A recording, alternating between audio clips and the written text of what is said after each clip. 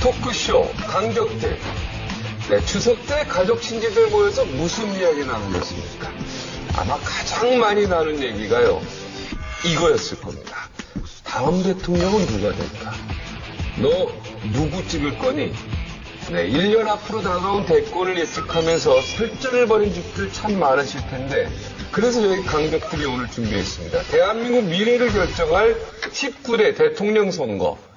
여야의 잠룡들이 본격적으로 꿈틀거리는 가운데 현재 가장 빛나는 주목을 받고 있는 사람은 누구일까요? 참 아름다운 대권 잠룡. 매그니피센트 세븐. 7명의 여여용들을 지금부터 해부해 보겠습니다.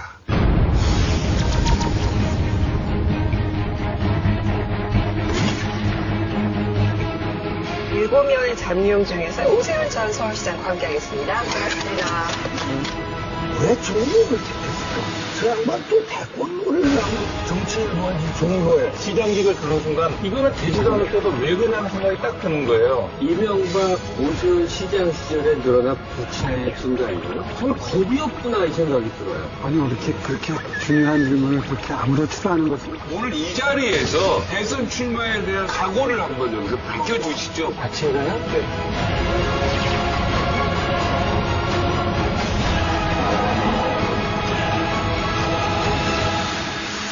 강적들에서는 여야 대권 잠룡들을 한 자리에 모시려고 했으나 모두 모시지는 못했고요. 오늘 소개할 7명의 잠룡 중에서 유일하게 차기 대통령 지지도 여론조사 탑5 안에 든 잠룡을 저희 스튜디오에 모셨습니다. 자, 오세훈 전 서울시장과 함께하겠습니다. 어서 오세요. 네. 반갑습니다. 네.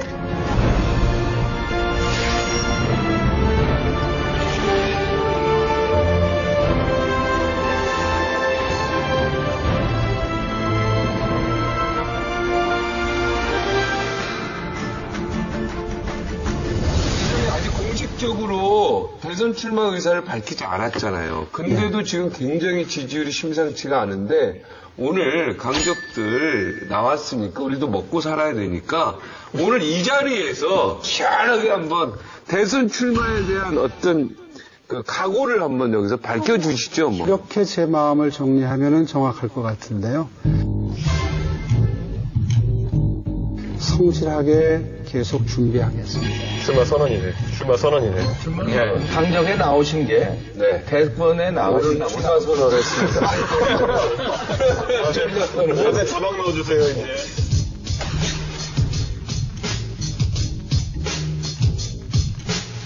지난 20대 총선에서 오세훈 전 시장은 정치 1번지 종로에 출마를 했지만 결국 낙선을 하고 말았습니다. 하지만 대권 경쟁력은 죽지 않았죠. 최근에 실시한 차기 대통령 지지도 여론조사 결과 5.4% 지지를 기록하면서 무려 5위에 등극을 했습니다.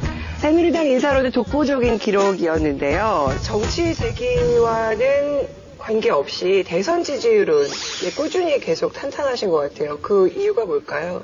글쎄요, 뭐 이리하고 워낙 격차가 많이 나는 5위인데. 솔직히 5위는 좀 아쉬우시죠? 네, 근데 그게 그렇게 뭐 탄탄하다는 표현이 어울리나요? 아니, 그나마야 지금 여권 중에서 그나마라고 지금. 살면서 오 시장님이 5등 해보신 분야가 있으세요? 5등 밑에도 많이 했죠. 어떤 거예요? 고등학교 때 성적이 훨씬 더 밑에였던 것 같은데. 반했어요? 진짜. 자, 우리 좀 어떻게 보세요? 5위 등극한 거에 대해서. 이유가 뭘까요? 일단은 오늘 여론조사 잠깐 얘기하셨지만 단기문 문재인 안철수 박원순 네네. 그다음에 5위 그 다음이 이제 오세훈 전 시장이에요. 그렇다면 이게 메이저리그냐 마이너리그냐 이렇게 나눌 때 지금 기로에 서신 거예요. 메이저리그 속에 같이 뛸 것이냐 마이너리그 속에서 거론되는 인물이 될 것이냐 그 사이에 있죠. 새누리당은 기가 막힌 선거공학의 능력을 갖고 있어요. 그들이 바보가 아니라면 비슷한 유형의 뭐 김무성이라든지 이런 종류의 인물이 나와갖고는 30%라고 하는 고정 기준치에서 전혀 확장될 수가 없어요. 그런데 전혀 다른 맥락으로 새로운 선거를 접한다고 하면 오세훈 스타일의 이미지가 상당히 먹힐 가능성이 있다. 그런데 거기까지는 예측이 비교적 맞는 것 같았는데 이번 총선 과정을 보면서 이야, 새누리당 내에 이렇게 미운 털이 박혀 있었구나를 깨달았어요. 미운 털이 박혔다는 표현도 맞을 것 같고요. 지난번 시장 사퇴 이후에 벌어진 일 때문에 이른바 전통적인 새누리당 지지층, 보수층에서 저에 대해서 아직 화를 풀지 못하신 분들, 실망감을 아직도 풀지 못하신 분들이 아직도 계신다 하는 느낌을 강하게 받았습니다. 실제로 선거운동하러 다녀보면 당신이 싫다고 그만두고 나간 자리 책임져야 될 거 아니야. 그때 왜 그 자리 그만뒀어? 라고 대놓고 얘기를 해요? 그럼요. 굉장히 호되게 야단 맞은 적이 자주 있었거든요. 그래서 어느 정도는 각오를 했었지만 표심이 그렇게 그 부분이 강하게 반영된 결과가 나올 줄은 사실은 상상을 못했죠. 저는 개인적으로 오 시장님의 아주 열렬한 팬입니다. 과거에 그 17대 국회의원 선거 직전에 560 인적 청산을 해야 된다. 그래서 그 사람들이 안 나가니까 그럼 나부터 나가겠다. 몸소 실천을 했던 분이에요. 사실 그거 정치인으로서 저는 참 쉽지 않은 결정이었다고 생각합니다. 물론 이제 그 뭐 서울시장직을 던지면서 무상급식 반대하고 그러면서 야당 쪽에 혜택을 준 것도 사실이지만 자기의 어떤 정치적인 소신을 지키기 위해서 직을 걸었어요. 또 자기를 또 던진 거예요, 한번. 강민구 변호사님 말씀하실 때 제가 좀 선뜻 동의가 되지 않는 부분이 있었어요. 물론 처음에 불출마 선언할 때는 그런 마음이었던 건 분명한 사실입니다. 그런데 시장직을 걸 때 자리를 내려놓는 걸 그렇게 자랑스럽게 칭찬을 받을 정도의 상황은 아닙니다. 그때를 기억하시겠지만 사실 그 주민투표라는 게 처음에 아이디어는 제가 냈지만 그 시의회에서 거절이 되고 서울 시민들 80만 명 이상이 서명을 받으면 주민투표를 하는 게 가능한 그것이 법적으로 정해져 있었어요. 6, 7, 8월 땡볕에서 서울 시민 80만 명 이상이 서명을 받으셨습니다. 그리고 주민투표 해야 된다. 그래서 주민투표가 이제 본격적인 절차에 들어가게 됩니다. 이전에 어떤 복지 체계를 저 나름대로는 서울형 금융망 복지라고 해서 완비해놨던 제 입장에서는 어떻게든 그런 식의 선거 때 등장하는 포퓰리즘은 막고 싶었던 게 제 솔직한 심정이었어요. 자칫 길을 잘못 들 수도 있는 복지 정책의 방향을 그때 바로잡고 싶은 욕구가 컸었습니다. 제가 그때 그 시장직을 거는 걸 보고 그 전까지는 굉장히 정무적 감각이 뛰어나다고 생각을 했는데 시장직을 거는 순간 이거는 되지도 않을 때도 왜 그냐는 생각이 딱 드는 거예요. 왜냐하면 아이들이 먹는 급식을 무상급식을 완전히 하겠다는 이 이슈가 그렇게 큰 이슈도 아니었는데 거기다 시장직을 거는 거 보고 왜 저러나 이기지도 못할 싸움이 이 생각이 딱 들더라고요. 시장직을 걸 때 물론 판단이 틀렸을 수 있죠. 정무적인 판단이. 그러나 그때는 정말 그게 나라의 미래를 위해서 도움이 된다고 생각을 했습니다. 정무적인 판단력은 제로였을지 몰라도 저는 그때 당시에 제 충정이 좀 전달이 됐으면 좋겠는데 결과적으로 이제 보궐선거에서 안철수가 등장하고 박원순 시장님이 당선이 되면서 그 모든 게 다 묻혀버렸습니다. 그래서 저는 아까 칭찬으로 말씀하셨겠지만 그 점에 대해서 동의를 할 수가 없는 거예요. 제가 자리를 내려놓은 게 아니에요. 오세훈 전 시장의 대표적인 수식어 바로 역전에 강한 정치인이다라는 거죠. 정치 인생의 중요한 고비가 드라마틱한 역전과 함께 이루어졌었습니다. 2004년에 김영란법 조상님격이자 오세훈법을 모두의 반대를 딛고 탄생을 시켰습니다. 그리고 2006년 서울시장 경선 후발 주자로 승리 후에 신임 시장에 당선이 됩니다. 그리고 2016년 종로 터줏대감 박진 후보를 제치고 종로구 경선에서 역전승을 거둡니다. 자, 아주 드라마틱한 순간들이 많으셨어요. 이 중에서 가장 기억에 남는 순간은 언제셨어요? 이런 생각이 불현듯 드는데요. 아직 제대로 된 역전은 나오지도 않았다. 야. 그건 대통령이 돼야지 역전이 완벽하게 되시는 거예요. 시정보다 더 높은 거는 강적들 분위기에 대통령인데. 맞추느라고 제가 좀 무리하는 것 같습니다. 사실이 그렇지. 솔직히 한국 정치사를 요만큼이라도 알면 네. 가령 김대중 같은 사람이 걸어온 인생 역정 한번 보세요. 살았다 죽었다예요. 지금 말씀 잘하신 건데 이 정도는 드라마도 아니고 역전도 아닙니다. 앞으로 정치 인생이 상당히 많이 남아 있는데 큰 패를 많이 거셔야 될 일이라고 생각합니다. 지난 역경에서 하나 제가 이제 지적을 하면 대권을 잡으려면 종로를 택하지 말고 차라리 새누리당이 어려운데 몸을 던지는 모습을 보여줬으면 그때 그 원죄, 다시 말해서 서울시장 던진 거를 용서할 수 있었는데 종로를 택한 건 우리 보수층에서 어떻게 보냐면 저 양반 또 대권 노리려고 정치 1번지 종로에 거긴 박진희가 있는데 너무 개인적인 욕심 아니냐. 주민이십니다. 종로구 주민이에요. 그러면 제가 그리고 주민 많아요. 아니 이거 종로 아니 많아요. 제가 제 얘기도 있지만 우리 장모님이 평생 종로에 살았었는데요. 70대예요. 굉장히 좋아했다고 오 시장을. 근데 이번에 거기 나오는 거 보고 완전 실망했다는 거예요. 우리 장모님도 나하고 똑같은 생각이에요. 이봉규 정치 견해가 항상 장모한테 나오더라고요. 장모님이 이러시더라고요. 이 자리에 설명을 좀 했으면 하는 부분인데요. 그 부분에 대해서 큰 오해가 있습니다. 제가 종로를 택한 이유는 따로 있습니다. 지금 왜 종로로 갔을까 할 때 말씀하셨던 것들이 다 정치공학적인 이야기셨습니다. 저 사람 딴 데 가면 더 대선에 유리했을 텐데라는 관점에서 말씀을 하셨잖아요. 제가 시장직을 수행해 보니까 서울시에서 가장 할 일이 많은 것이 종로 충무였더라고요. 그런 마음가짐으로 종로를 선택을 했던 거예요. 그때 나왔던 것이 뭐 구로를 가야 된다, 무슨 뭐 광진을 가야 된다 그런 얘기들이 나왔는데요. 그런 데보다 쉽잖아요. 종로는 왔다 갔다 했잖아요. 설명을 좀 여당하고 야당하고 왔다 갔다 한 지역이고 야당 강세 지역이 있잖아요. 근데 이거는 그렇지 않습니다. 그런데 몸을 던지시면 그렇지 않습니다. 험지론이 나왔을 때 저도 잠시 고민을 했었습니다. 그런데요, 그곳에 가서 선거운동을 어떻게 하죠? 제가 이 지역 발전을 시키기 위해 왔습니다라고 얘기할 수 있습니까? 그래서 그때 김무성 선배님이 저를 만나서 험지론을 얘기하면서 어려운 데 가서 당을 위해서 희생하라 그랬을 때 형님 같으면 어려운 데 가가지고 누군가를 붙잡기 위해서 지역구를 옮기실 수 있으십니까? 라고 제가 질문을 했습니다. 답변을 못 하시더라고요. 도대체 민주주의를 하는 나라에서 어떻게 누군가를 잡으러 지역구를 바꾸러 갑니까?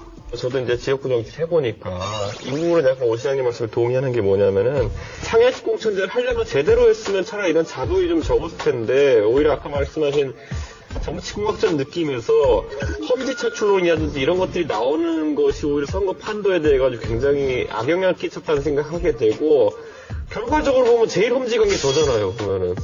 그러니까 그런 식으로 자기 고향인데 뭘. 그러니까 저는 그렇게 선택한 건데 결국엔 험지 차출론 때문에 지역구를 바꾸는 그런 무모한 정치는 별로 없다는 그러면 거죠. 이준석한테 예를 들어서 당에서 다른 지역 구로나 만에 가라 그러면 갔습니까? 저한테도 요청 들어왔죠. 아, 당연히. 그러니까. 예. 그렇게 요청 들어왔을 때 어떤 생각이 들었어요? 저는 근데 약간 달랐던 게 뭐냐면 제가 생각했던 상계동 지역 자체가 그에 못지않은 험지로 분리되는 곳이었기 때문에 그런 요구가 적었던 곳이지 적어도 저한테도 네가 방송 나가서 인지도도 있고 이렇기 때문에 어려운 데로 나가라는 요구가 계속 있었어요. 근데 저는 전혀 마음이 동하지 않았던 게 전혀 제가 살아보지도 않고 생각해보지도 않은 지역구에 가가지고 누구를 잡기 위해서 가라고 한다 그러면은 전혀 마음이 동하지 않는 거죠. 마치 제가 종로에 연고가 없는 데 간 것처럼 지금 말씀들을 하시는데요. 제가 살면서 가장 많은 시간을 살았던 곳이 종로고 연고가 있는 곳입니다. 제가 쭈글스러워 보여서 말을 안 했을 뿐입니다.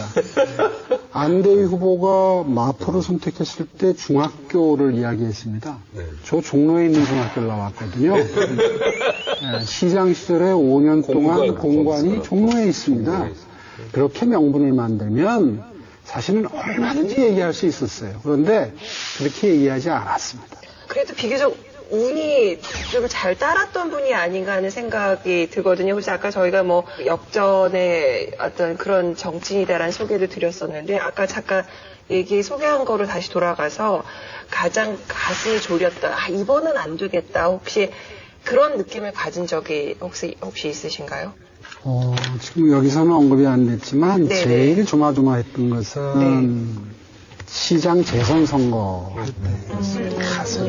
그때 뭐 기억하시겠지만 서울시 내에 25개 구청장 선거 중에 22개가 여당으로 넘어갔고 시의회 같은 경우에는 3분의 2 이상이 넘어가서 거덜났었지. 그래서 결국 저 혼자 당선이 가까스로 되긴 됐지만 거의 식물시장이었죠.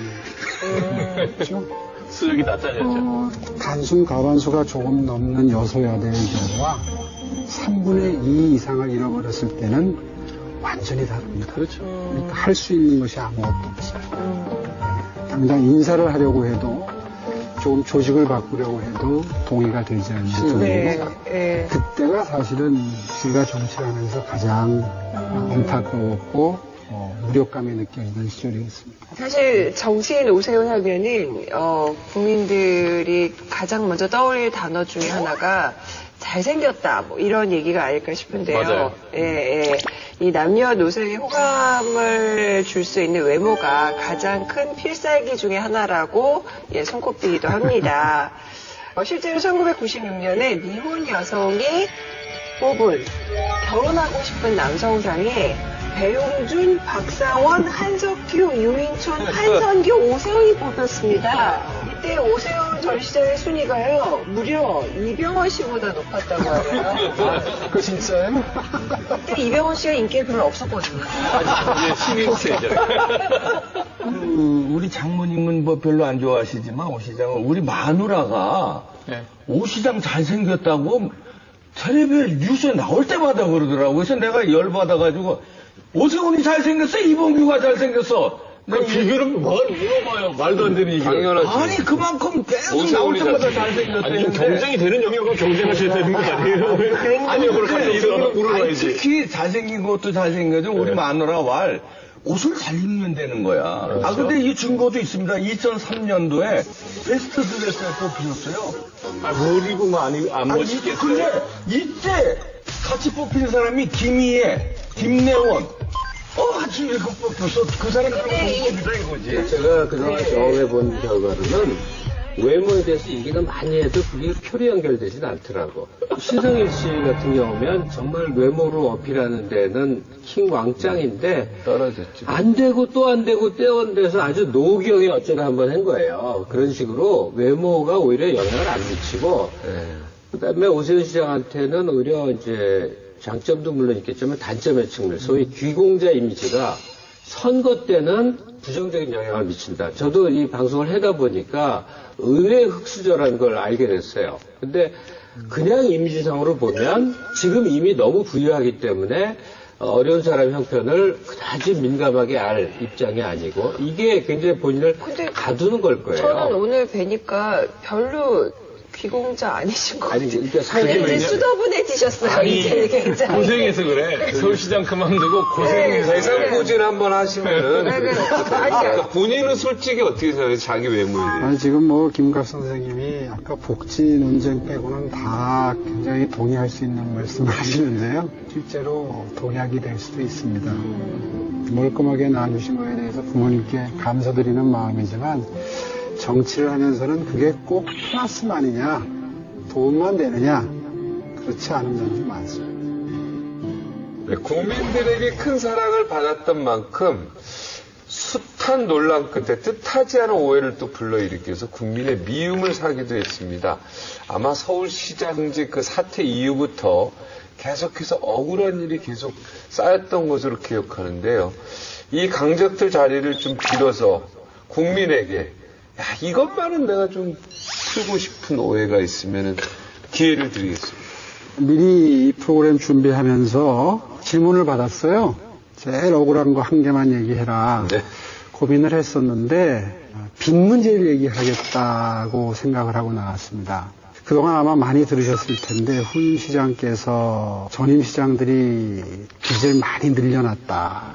그래서 내가 그걸 갚을 수밖에 없었다. 그래서 내가 뭐 7조를 갚았다. 이런 말씀을 지금도 자주 하고 계십니다.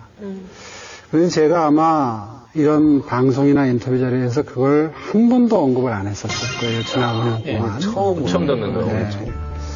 서울시의 빚은 두 종류로 구성이 됩니다. 서울시의 빚과 서울시 산하단체, SH공사라고 그렇죠. 정부로 치면 LH, 네.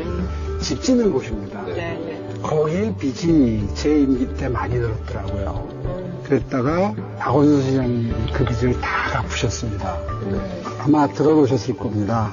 무슨 뭐 문정지구, 마곡지구, 무슨 뭐 은평지구 하는 것들이 다 서울시에 남은 마지막 대단히 땅을 서울시가 사들여서 길을 닦고 상하수도를 놓고 전기 들어갈 수 있는 시설을 하는 데까지는 돈이 많이 들어갑니다.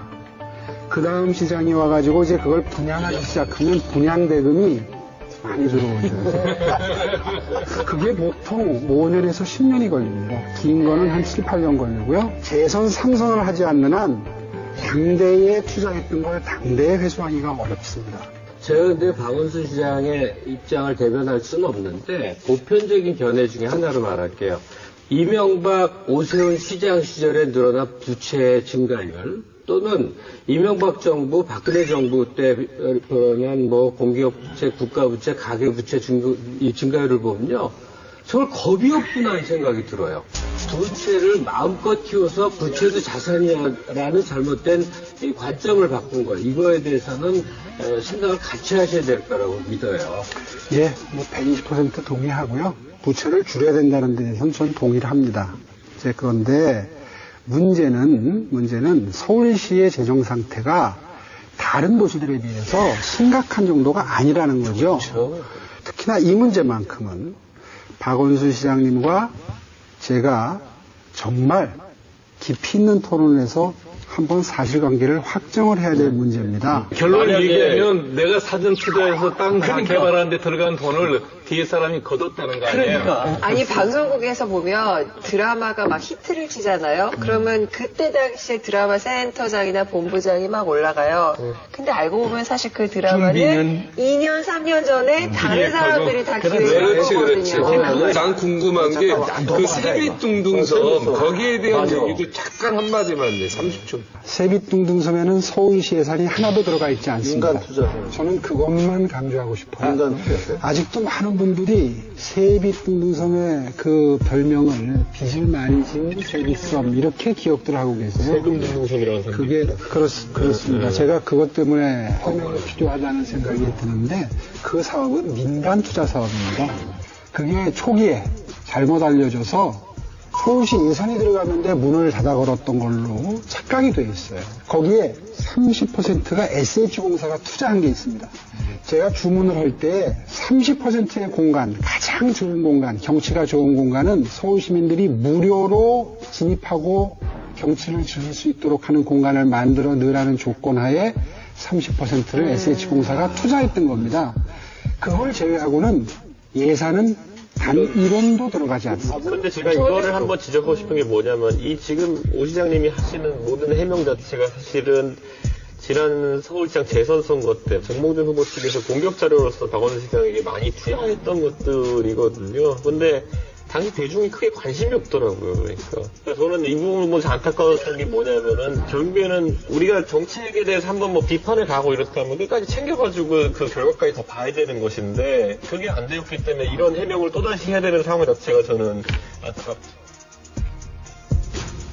여당을 버린 호남의 아들이 여당의 당대표가 되어서 돌아왔습니다.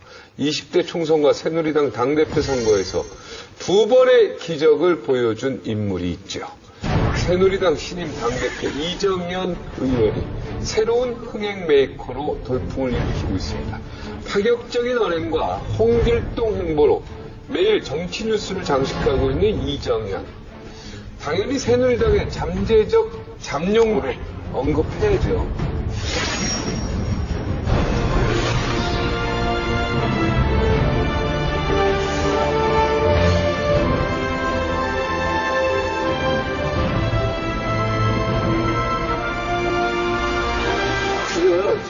대권의 가능성이 있는 사람을 거론하면서 이정현 대표가 뜬금없이 나온 것 같은데 그러면 추미애 대표는 왜 안 내세요?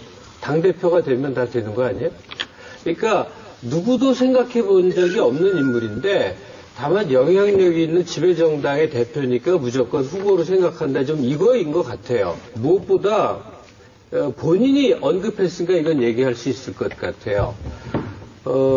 내실을 국가 수반 대통령으로 생각하지는 않는 것 같아요. 본인이 스스로 나는 뭐 그렇다. 내시요? 네, 본인이 그랬죠. 본인이 그랬죠. 저는 박근혜 대통령이 내시라고 불러도 상관없습니다. 본인이 그 입장을 처했어요. 그러니까 현역 대통령의 충실한 대리인이나 마름 노릇을 하겠다라는 인물을 차기의 대통령으로 한다. 아니, 아마 근데 이정현 대선 후보론을 얘기하면 유일하게 행복해할 사람 딱 하나 박근혜 대통령. 갑자기 근데 제가 지금 이렇게 말꼬리 잡자는 게 아니라 야당의 제일 유력한 대선 후보였던 위인 문재인 대표의 이력이라는 거는 당대표와 의원 한 번, 그 다음에 대통령의 비서예요. 그러니까 이거 동일한 스펙 가진 사람이 이정현 대표예요. 네. 그렇죠. 그러니까 제 생각엔 자격 요건에 관한 문제는 아닌 것 같아요. 스펙으로 잘한 바에? 아니, 그러니까 아까 말씀하신 것처럼 뭐 누구의 내시라는 게 사실 과거의 개념이고 지금 보면 참모고 비서란 이야기잖아요. 그러니까 본인이 자기 정견을 갖고 자기 주도적으로 정치를 해나가면서 한국 사회의 어려운 문제들과 부딪혀보는 적이 아니라 어떤 사람의 충실한 종복으로서 입장 스피커만 하고 있는 사람에게 국가의 운명을 맡긴다? 근데 문재인 대표도 노무현 대통령의 충복이었어요. 충복이고 제 생각에 참모로서의 역할 외에는 그렇게 생각해요. 아무도가 아니라 나는 그렇게 생각해요. 저는 비서실장하고 문재인 수석실장. 후보는 직위가 그거였는데 노무현과 아주 훌륭한 정책 동반자였고 친구였고 인생길을 같이 한 사람으로서 자기 쪽은 동반자라고. 본인이 남의 쪽은 내시라고. 노무현이 고민했던 그렇게 열릴 필요가 없는 생각에 아니요, 근데 우리가 지금, 왜냐면 이거는 농담으로는 보지 않는 게 지금 워낙 여당의 잠룡군이라고 되는 분류가 2등 후보군이라는 곳이 5%를 못 넘고 있어요. 당장 전당대회 50%의 압도적인 표를 걸고 당선된 이정현 대표라면은 당장 대권 잠룡군에 넣어서 여론조사해도 지금 잠룡군과 비슷하게 나올 수도 있어요. 근데요, 저는 진짜 이 미디어의 노출을 정말 무시하지 못하겠다고 생각이 든 게, 사실 이정현 대표 진짜 당대표가 되면서 정말 많은 뉴스에서 회자되면서, 진짜, 이정현? 하고 아는 사람, 저 사람 대선에 나가겠다라고 생각하는 사람들이 진짜 많아지긴 하더라고요. 그럼요. 네, 그게 그리고 잠룡 중에 하나로 손꼽히기도 하고. 시장님은 이정현 대표가 차기 대선에서 어떤 역할을 할 거라고 생각합니까? 본인이 직접 나설 수도 있을 거라고 생각하는지요? 저는 뭐 이분이 공정한 언파이어로서의 역할을 해주시는 게 정도라고 생각합니다. 실제로 친박 실세 그룹 중에 한 분이시기 때문에 친박의 기운 그런 판단을 하시지 않을까 이렇게 염려하시는 분들이 많은데요. 글쎄 이분이 살아오신 인생에 비추어 보면 그렇게까지 어느 쪽에 기운 그런 역할을 하시리라고는 뭐 저는 생각하고 싶지 않고요. 아마도 내년 대선 경선에서 새누리당이 국민의 잃어버린 사랑, 신뢰를 되찾아올 수 있도록 하는 그런 역할을 하기 위해서 아마 정말 엄정하고 공정한 그런 심판의 역할을 해주시는 것으로 중요한 역할을 하실 수 있을 걸로 기대합니다. 주석 씨는 이정현 대표가 킹메이커의 역할을 하는 가능성은 어떻게 생각해요? 킹메이커 역할을 하려고 하겠죠, 본인 입장에서는. 왜냐하면 당대표로서 당연히 그렇게 해야 됩니다. 그런데 이정현 후보에게는 하여튼간 지금 하나의 태양이 있어요, 지금. 그게 박 대통령이란 건 명확하잖아요, 보면은. 당 대선 후보가 선출되게 되는데 만약에 박근혜 대통령과 정책 성향이나 견해나 정책적 아이디어가 다른 경우에는 네. 졸지에 당대표는 두 개의 태양을 놓고 당대표직을 수행해야 되는 거거든요. 이 상황에서 굉장한 혼선이 올 겁니다. 두 개의 태양이 서는 순간. 그러면 우리가 소위 말하는 분당부터 해가지고 여러 가지 이상한 시나리오들이 대선 앞두고 펼칠 수 있는 거고. 혼선은 없습니다. 태양은 말이 하나예요. 나머지 태양은 어떻게든 분당이 되든가 혼선이. 그래서 분당의 위기라는 것이 나오는 거죠. 지금 태양 밑에 이정현 후보 킹메이커로만 자꾸 보는데 저는 본인이 욕심낼 수도 있다고 봅니다. 세 개의 태양? 본인이 완태양으로 할 욕심. 왜냐하면 완태양 자기 태양. 왜냐하면 이분이 흥행 대박 시켰잖아요, 당대표 선거에서. 네? 그거를 몰아서 그다음에 요즘 하는 거 보세요. 선발대기 입고 다니고 그다음에 저 이발 쏘다니고 말이에요. 텔레비에 자꾸 노출시키는 의도가 킹메이커로 자기가 노출시키겠어? 그럼 군대 가서 숙박하고 이런 거는 대권에 욕심이 있는 행보라고 봐야지. 킹메이커 할 사람이 그런 거 하나요? 나는 욕심 나는 보인다고 봐, 이분이. 이정현 대표의 역할, 대선 후보로서의 가능성 짚고 있잖아요. 근데 이정현 대표가 과연 공정한 관리자가 될 수 있느냐? 제가 이정현 대표가 공개적으로 한 언급 두 가지만 옮겨보겠습니다. 먼저 김무성 전 대표에 대해서 한 말입니다. 이정현 대표의 말이에요. 깜이 안 되는 인간을 대선 주자 반열에 올려 여론조사해주고 언론에 날마다 등장시키고 있다.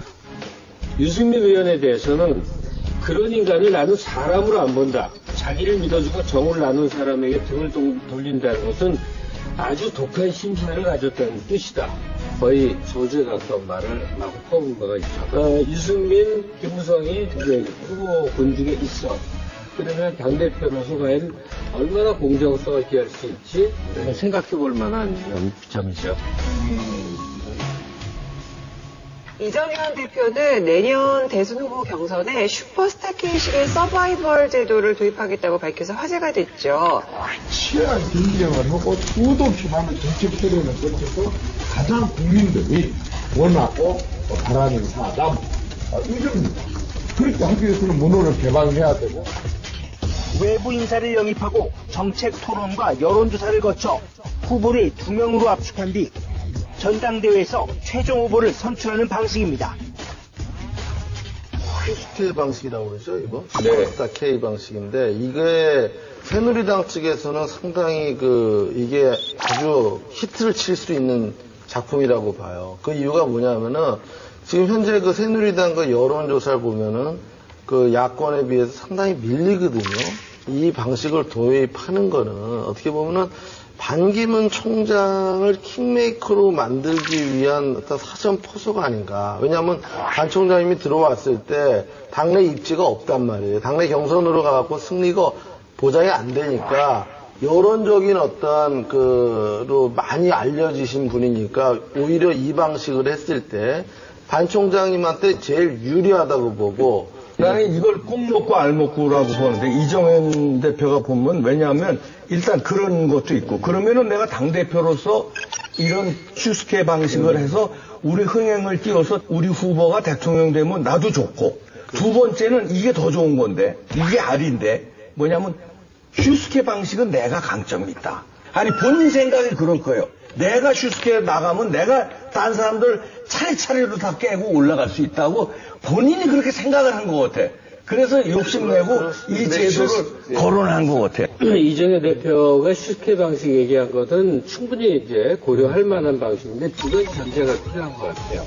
하나는 반기문 참여하는 경선이 아니냐요. 반기문 빠지면 굉장히 모양이 이상해집니다.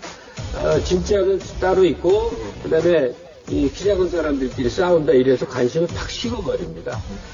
또 하나는 이제 소위 야당식 표현은 진성당원들, 사람들의 참여 열기 같은 건데, 소위 반전의 묘죠. 예상 못했던 사람이 치고 올라오는 거. 과거에 이 노무현 대통령이 이인재 꺾고 올라오는 과정 동안에요, 야권에 관심 있었던 사람들은 잠을 못 잤어요. 일주일 내내 그 얘기만 했습니다. 그리고 그 경선 하는 때 TV에서 중계를 해줬어요. 모두가 TV 앞에서 봤어요. 그러니까 이게 이해창 후보를 꺾는 역전이 그래서 가능했던 건데, 이번에도 반기문 참여하는 경선에서 슈퍼스타 K 방식에서 가령 어쩌쩌쩌쩌 흐르고 일러서 가령 오세훈이 반기문 꺾었다. 이러고 대선 후보가 됐다. 그러면 대통령 되는 거예요. 영남 기반 새누리당이 낳은 사상 첫 호남 출신의 당대표. 한국 정치의 고질병인 영호남 지역구들을 타파하기 위한 이미지로 더할 나위 없이 훌륭하다는 생각이 들기도 합니다. 게다가 흑수저 출신의 성공한 정치인 이미지는 그에게 호남 출신, 그리고 비주류 출신, 서민 출신 등 호감 3종 타이틀을 선사했습니다. 본인이 당 대표로서 이제 행보를 시작하면서 본격적으로 호남 포섭에 대해서 나서기 시작합니다. 차기 대선에서 어찌됐든 호남에서 20%는 지지율을 확보하겠다. 왜냐하면 새누리당이 늘 10% 언저리였었으니까요. 본격적인 서진 전략을 펴기 시작하는데 첫 번째 본인이 한 게 뭐냐면 호남 출신 당대표로서가 아니라 보수 우파를 지향하는 새누리당의 당대표로서 호남과 화해하고 싶다. 그리고 김대중 대통령 시절 국정에 적극적으로 협조하지 못하고 반대만 했던 것에 대해서 사과를 드린다. 국민이 뽑은 노무현 대통령을 탄핵했던 것 자체도 역시 사과 말씀드린다. 라고 과거사에 대해서 당대표 입장에서 공식적인 사과 멘트를 했습니다. 사실 이거를 하기 전에 이제 사람들이 전조를 전혀 못 느꼈거든요. 당내에서도. 논리가 이거거든요. 노무현 대통령이랑 김대중 대통령 때 우리가 반대했던 것에 대해서 사과한다. 그러니까 박근혜 정부는 비판하지 말아야 했어요. 논리 구조가. 근데 이거 자체가 우선 첫째로는 사과의 진정성 자체가 의미가 크게 없고요. 왜냐면 뒤에 붙어있는 그 목적 때문에. 두 번째는 뭐냐면 이정현 대표가 어떤 자격으로서 이런 사과를 진행한 거인가에 대해 가지고 지지층이 용납을 못하는 거죠. 첫째, 이정현 대표가 그렇다면은 16대 때 탄핵했는데 그때 의원이었냐, 의원 자격이었냐, 그것도 아니고 지금 과연 어떤 대표성을 가지고 이것에 탄핵에 대해서 사과하는 것이냐. 왜냐하면 탄핵을 주도한 것은 그 당시에 한나라당이 아니라 오히려 그 당시에 민주당 세력이었거든요. 근데 그런 부분에 고려가 있게 한 것이냐 아니면은 박근혜 대통령에 대해 노무현 대통령에 대한 입장이 바뀐 것이냐. 왜냐하면 박근혜 대통령은 노무현 대통령 집권기에 참 나쁜 대통령이라는 어쨌든 비판적인 입장을 견지했는데 가장 강성으로 반대한 분이 박근혜 대통령이거든요. 그러니까 이준석 씨는 지금 그러면 이게 부적절했다고 보는 거죠. 그러니까 무슨 자격인가 굉장히 궁금한 거죠. 새누리당 당대표 자격이에요. 그러니까 당대표의 자격으로서 당을 대표해서 하는 거였다면 이건 당론입니다. 그러면은 당내에서 의견 수렴 과정이 있었어야 되는 거거든요. 그런데 그것 없이 가가지고 대표 연설을 때린다? 당대표니까. 아니, 독일의 총리도 히틀러 있을 때 자기가 뭐 한 건 아니지만 독일의 총리는 뽑은 거예요. 현직 대표로서 한 거니까. 그러니까 노무현 대통령을 탄핵한 게 히틀러의 범죄에 필적하는 가능한 그게 아니라 그런 그렇다고 생각해. 아이, 그거는 아니죠. 그러니까 그 전형적인 야당 관점이라는 거죠. 저는 이정현 대표는 이 말을 할 자격이 충분히 있다고 봐요.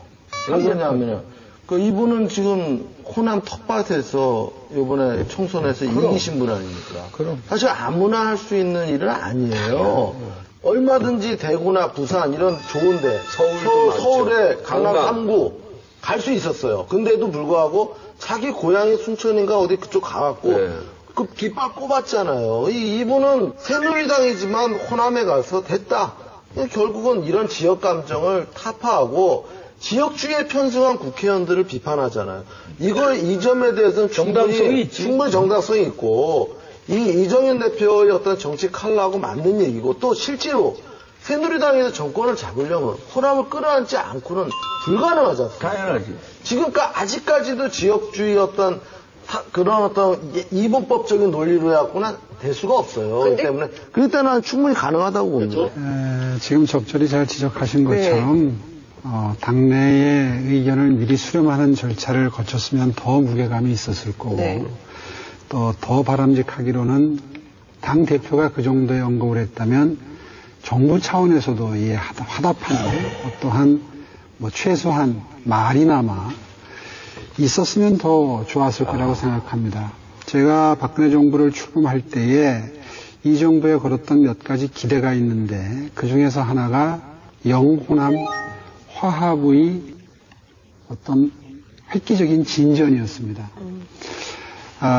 선친 박 대통령 시절에 배틀했던 어떤 영호남 간의 갈등의 씨앗이 한 세대가 내려와서 대통령으로서 그 갈등의 고리를 푸는 작업을 열심히 성의 있게 한다면 그것도 역사적으로는 굉장히 의미가 있다고 생각합니다. 그런 의미에서 아직 임기가 끝나지 않았습니다.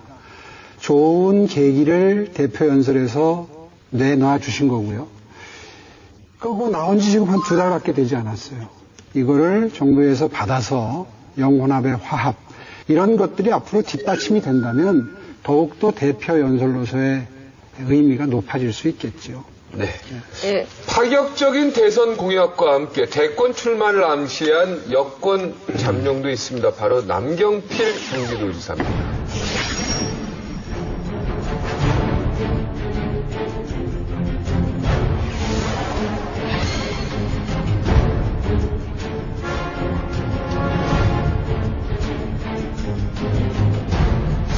여당 대권 주자 중에서도요, 쉬운 두 살로 최연소 잠룡인데 평소 이렇게 얘기했습니다. 대통령 한번 해보는 게 꿈이다. 네, 남경필 도지사가 내건 공약은요, 징병제 시스템의 현 군대를 좀 모병제로 전환하자. 가고 싶은 군대, 작지만 강한 군대로 만들자. 이겁니다. 한 달에 한 200만 원 정도 월급을 주는 거. 군에 오는 것이 사회적으로 큰 멋진 일로 우리가 만들어줘야 돼. 강한 군대를 준비하려면 모병제와 같은 인력부서부터 시스템까지 다 바꾸는 노력을 할 때가 됐다. 남경필 도지사의 대선 출마는 지금 우리가 언급하기 좀 성급한 부분일 수 있습니다. 왜냐하면 경기도지사 사퇴를 전제로 하는 것일 수 있기 때문에. 그런데 이번에 모병제 도입 토론회라는 거를 정두원 의원이 이제 사회를 보면서 주체가 됐는데, 이때 이거 대선 공약으로 내걸 건가요? 라고 모병제에 대해서 언급하니까 네라고 답했다는 거. 대선 공약을 내겠다는 것 자체는 대선 출마하겠다는 의지랑 동일시된다라고 봐서 이런 말이 나오기 시작한 겁니다. 사실 이 남경필 지사의 모병제로는요, 그동안 진보 진영이 계속해서 제기해왔던 그런 주제였기 때문에 더욱 파격적이었습니다. 남 지사는 인구 감소 시대에 지금과 같은 63만 명의 대군을 유지하려면 정신적, 신체적 문제를 가진 사람까지 모두 군대로 보내야 한다면서 모병제를 포함한 군 병력 운용 문제는 장기적 측면에서 사드 배치보다 중요하다라고 얘기를 했습니다. 자, 한국형 모병제 도입 공약 어떻게들 생각하세요? 저는 이제 그 남지사가 모병제를 얘기를 했을 때 유승민 의원이 제일 먼저 딱 나와서 반대를 하더라고요. 저 제도를 시행을 하면 부잣집 애들은 군대 가는 애들이 거의 없을 거고요. 가난한 집에 자식들만 군대 가게 됩니다. 그거는 용병과 모병을 착각하는 데서 나온 얘기를 저는 생각을 하거든요.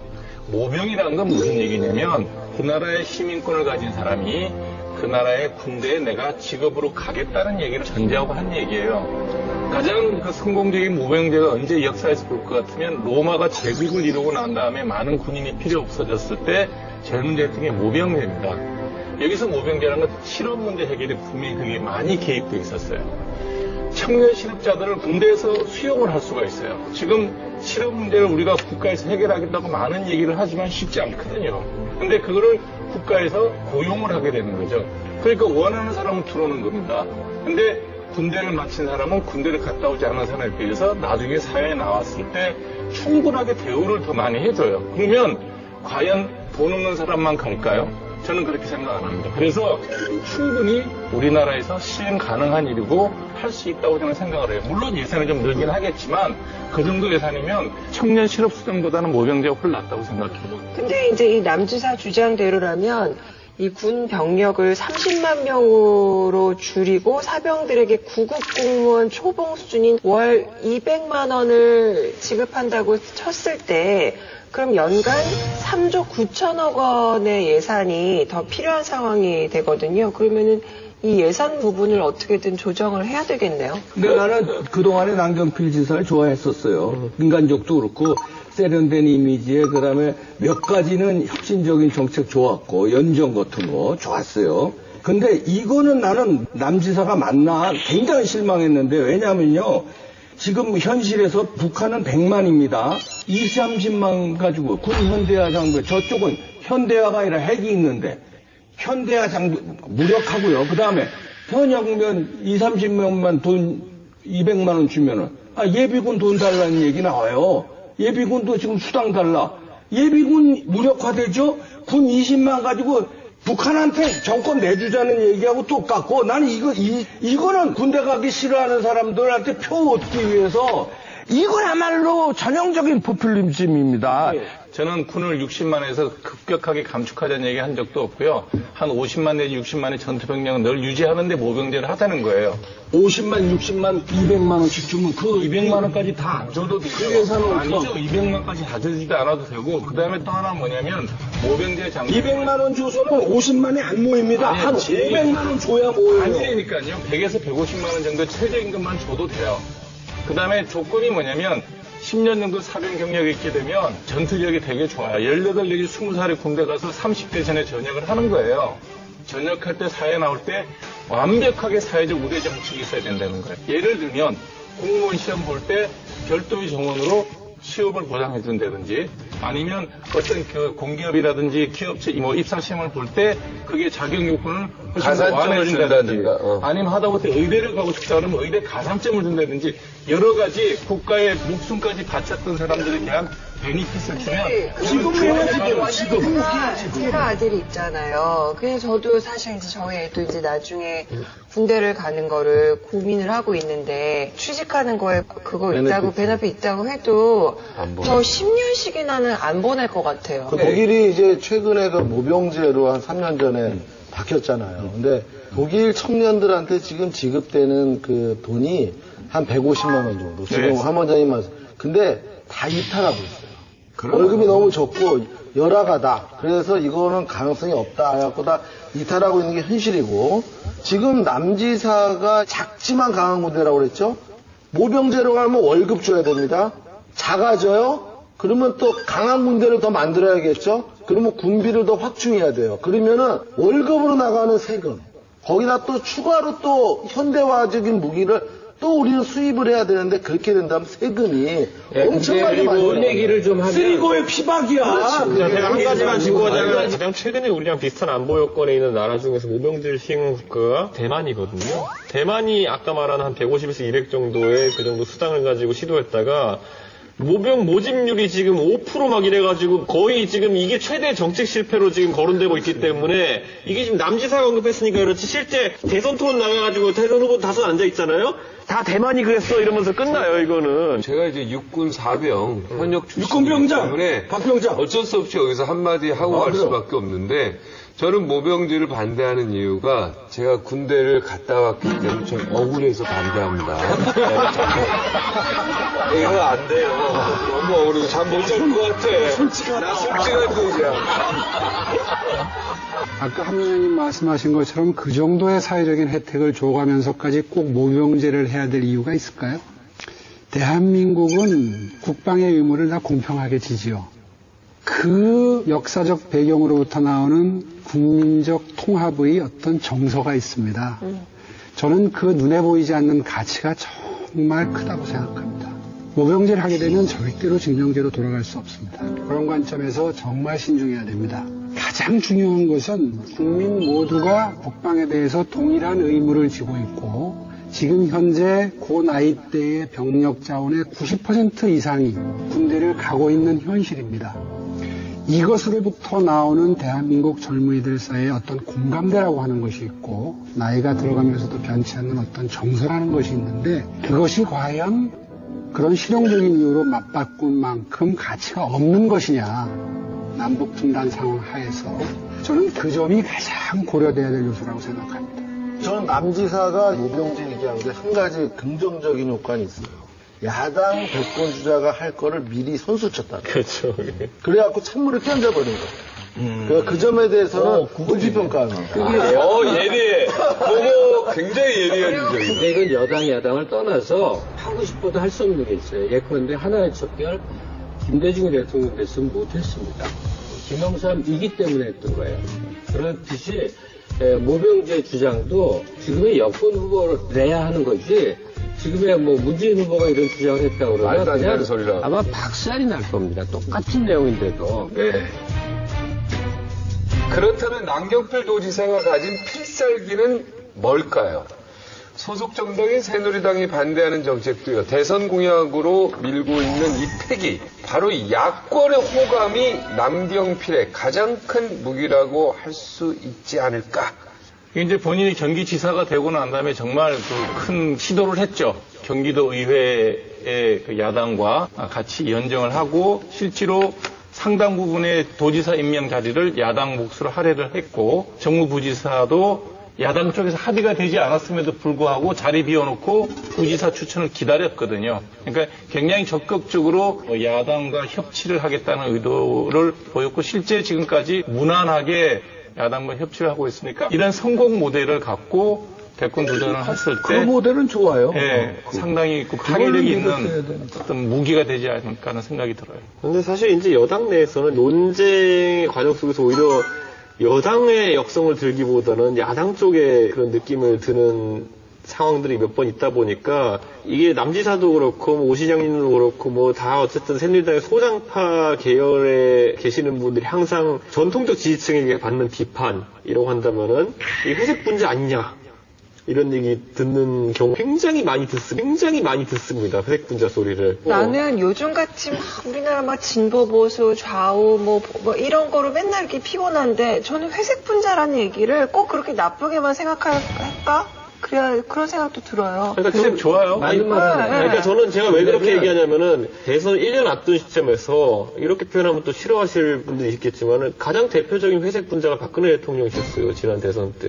예를 들어 이명박 대통령과 정책 갈등이라는 것을 통해 가지고 본인이 입지를 구축한 분이거든요. 그렇기 때문에 저는 이걸 나쁘게 보진 않아요. 그런데 대신 이제 전통적 지지층이 좋아하는 방향이냐 안 좋아하는 방향이냐라는 것은 한 가지가 있고 새누리당 내에도 우리가 깊게 들여다보면은 수도권 표심과 영남 표심이 달라요. 그렇기 때문에 그 입장에서 남경필 지사는 굉장히 잘 하고 있으면서 위험한 불타기를 하고 있습니다. 야, 이준석이 박근혜 키드에서 벗어나려고 엄청 노력하네. 그러니까 저는 이 얘기 3년 전에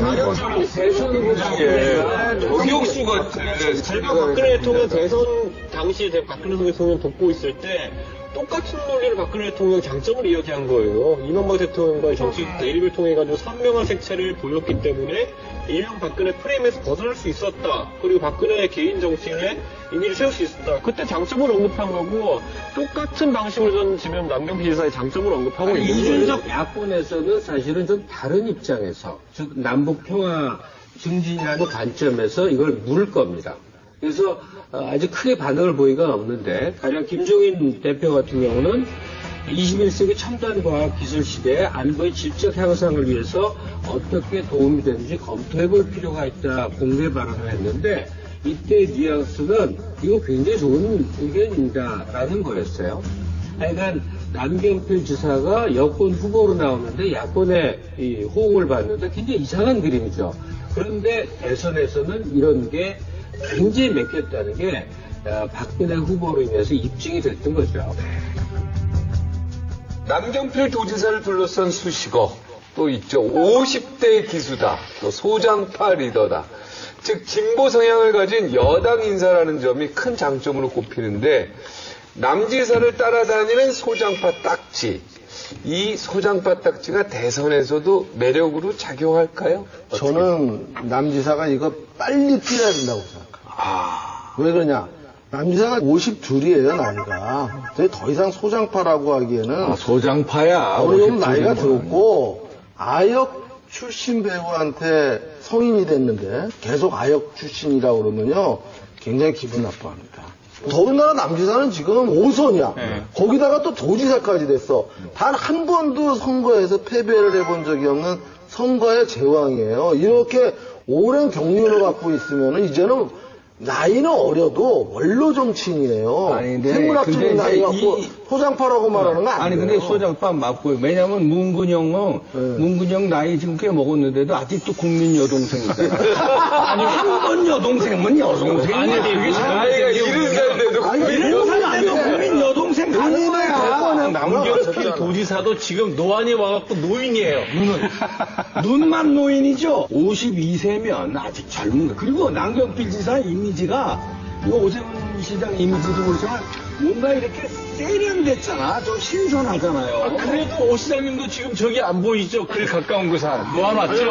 아니, 그러니까 이거는 이제 꼭 신인이라서 소장파라는 게 아니라 그 당시 소장파 이미지가 지금도 소장파 이미지가 있으니까 소장파 이미지가 하는 거예요. 제가 남경필 지사를 시사프로 진행할 때 이제 직접 게스트리여서 이제 인터뷰를 한 적이 있는데 어떻게 생각하느냐. 다들 계속 소장파 하다 그러니까 자기는 참 좋대. 왜냐하면 새누리당 내 개혁파라는 이미지가 그렇죠. 그 안에 있기 때문에 그럼요. 자기 나이가 계속 많이 들었는데도 새누리당 내 개혁적 역할을 하려는 사람으로 봐준다고 생각한다. 그럼. 계속 소장파라고 해달라고 그냥 그러더라고요. 나도 소장파야. 청명계의 소장파고. 다음 대선에서는 한마디로 엄청난 개혁을 추진할 수 있는 대통령이 되어야 한다. 진짜 감당할 준비가 되어 있는지 내가 지금 진지하게 고민하고 있다. 결심이 서면 국민들에게 떳떳하게 말씀드리겠다. 이 발언의 주인공은 바로 여당의 대표적인 보수 개혁론자인 유승민입니다.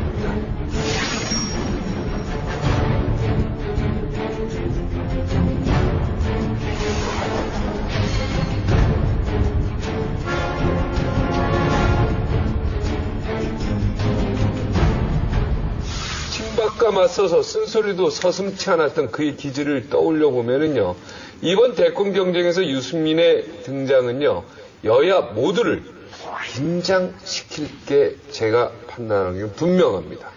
권력의 눈치를 보지 않는 차기 대권 주자로 일찌감치 주목받았었는데요. 자, 내년 대권에 도전할 가능성. 저는 없다고 어떻게 봅니다. 왜냐하면 본인이야 나가고 싶겠지만 네. 무소속으로 대권에 도전하면 그건 가능할 거예요. 근데 새누리당에서 누가 유승민 의원을 대권 후보로 누가 만들어줘? 유승민 의원이 인기 있는 거는 저런 양반들한테 인기 있어. 저런 양반들, 야권 지지자들한테는 인기 있어요. 새누리당 지지자들은 유승민 의원, 미안한 얘기지만 예선 탈락입니다. 근데 여기서 이제 한 가지 될 수가 없어. 새누리당 후보가 될지 안 될지는 똑같아요. 저도 모르겠어요. 민주씨야. 그런데 유승민 씨 같은 경우 보면 좀 독해 보이지 않아요? 그러니까 뭔 일을 저지를 사람인데 하긴 독하더라. 경제 쪽에 큰일 낼 사람이다. 그러면 그 사람이 어느 당과 상관없는데 만약에 그 역할을 할 가능성과 조짐이 보인다면 그 사람은 세력이 모인다.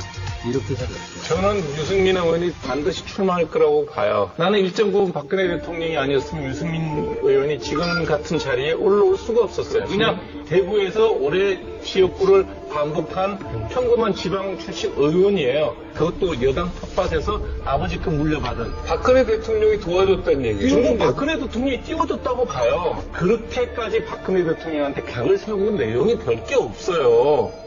그렇잖아요. 정면 부인을 했는데 대통령을 정면 부인했는데 그 정도까지도 아니에요. 그 청와대에서 보인 반응이 유승민 의원이 한 발언보다 훨씬 컸어요.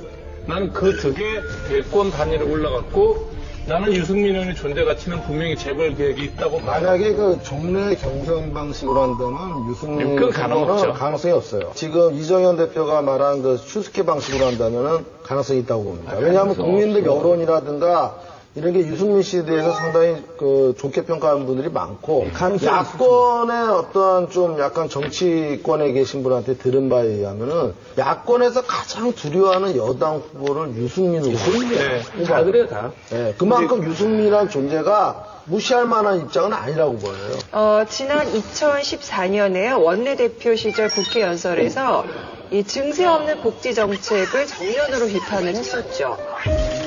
새누리당 유승민 원내대표가 교섭단체 대표연설에서 공약 가계부는 더 이상 지킬 수 없다며 박근혜 대통령을 비판했습니다. 지난 3년간 예산 대비 세수 부족은 22조 2천억 원입니다. 정세 없는 복지는 허구임이 입증되고 있습니다. 사실상 박근혜 정부 정책 기조가 허구이고 박 대통령이 국민에게 거짓말을 하고 있다라고 밝힌 거죠. 그러니까 이것이 22.2조 원이 부족하다라는 거는 한 1년에 7조 정도 딸린다는 거 아닙니까? 어떤 형태로든지 증세가 이루어져야지 이걸 메꿀 수 있는 거거든요. 그거에 대한 취지 언급이고 또 한 가지 살펴봐야 될 게 뭐냐면 유력 대선 주자군으로 나와 있는 분들 중에 새누리당의 당원 수가 제일 많은 TK를 기반으로 하고 있는 정치인이 없습니다. 그러니까 TK라는 곳의 위력이라는 건 이번 전당대회에서 드러났거든요. 이정현 대표가 당선되는데 주호영 의원이 TK 출신임에도 불구하고 TK가 사실상 친박계 지도 하에 다 몰아주게 되면서 당선이 됐는데 그 구도는 잘 봐야 돼요. 왜냐하면 지금 진박이라 하시는 분들 사실 1년 전으로 유승민 원내대표 때로 시계를 돌려보면은 그때 또한 유승민 원내대표가 붙었었던 분들이 지금 보면은 그렇기 때문에 결국 이 경선이라는 건 오히려 전통적 방식에서는 지역 맹주 역할을 할 수 있는 유승민 의원이 굉장히 유리할 수 있기 때문에 저는 오히려 그래서 전략적으로 대중적 기반이 있는 반기문 총장 쪽에 힘을 실어주기 위해서 친박계가 시스템 방식 또는 국민 여론조사 경선 방식으로 틀었다. 왜냐하면 대중적 인도에서는 거의 넘사벽 수준 차이가 있으니까. 근데 대구 경북에서 새누리당 당원 정도 하는 사람이면요.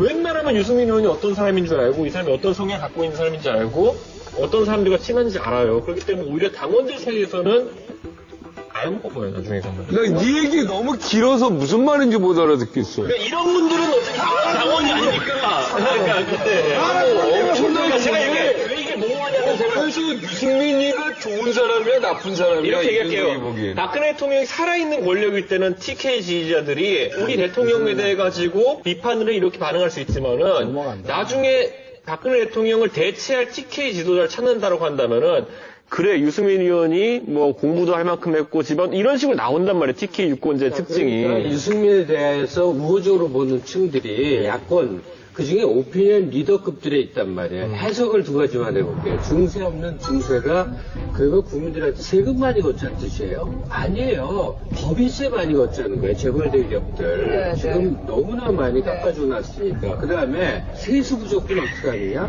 지금 엄청나게 분노하고 있어요. 세수 부족분 담배세예요. 간접세예요. 누구나 내야 되는 간접세예요. 그런 데다 붙이는 거에 대해서 현 정부에 대해서 정말 분노하고 있어요. 이거를 탁 찔러주니까 이 사람은 그래도 생각 제대로 하는구나라고 오진감이 생기죠. 유승민 의원의 발언이 이 정도면 웬만한 그 야권 스나이퍼 저격수보다도 더 독한 저격인데요. 유승민 의원의 이런 행보 어떻게 생각하십니까?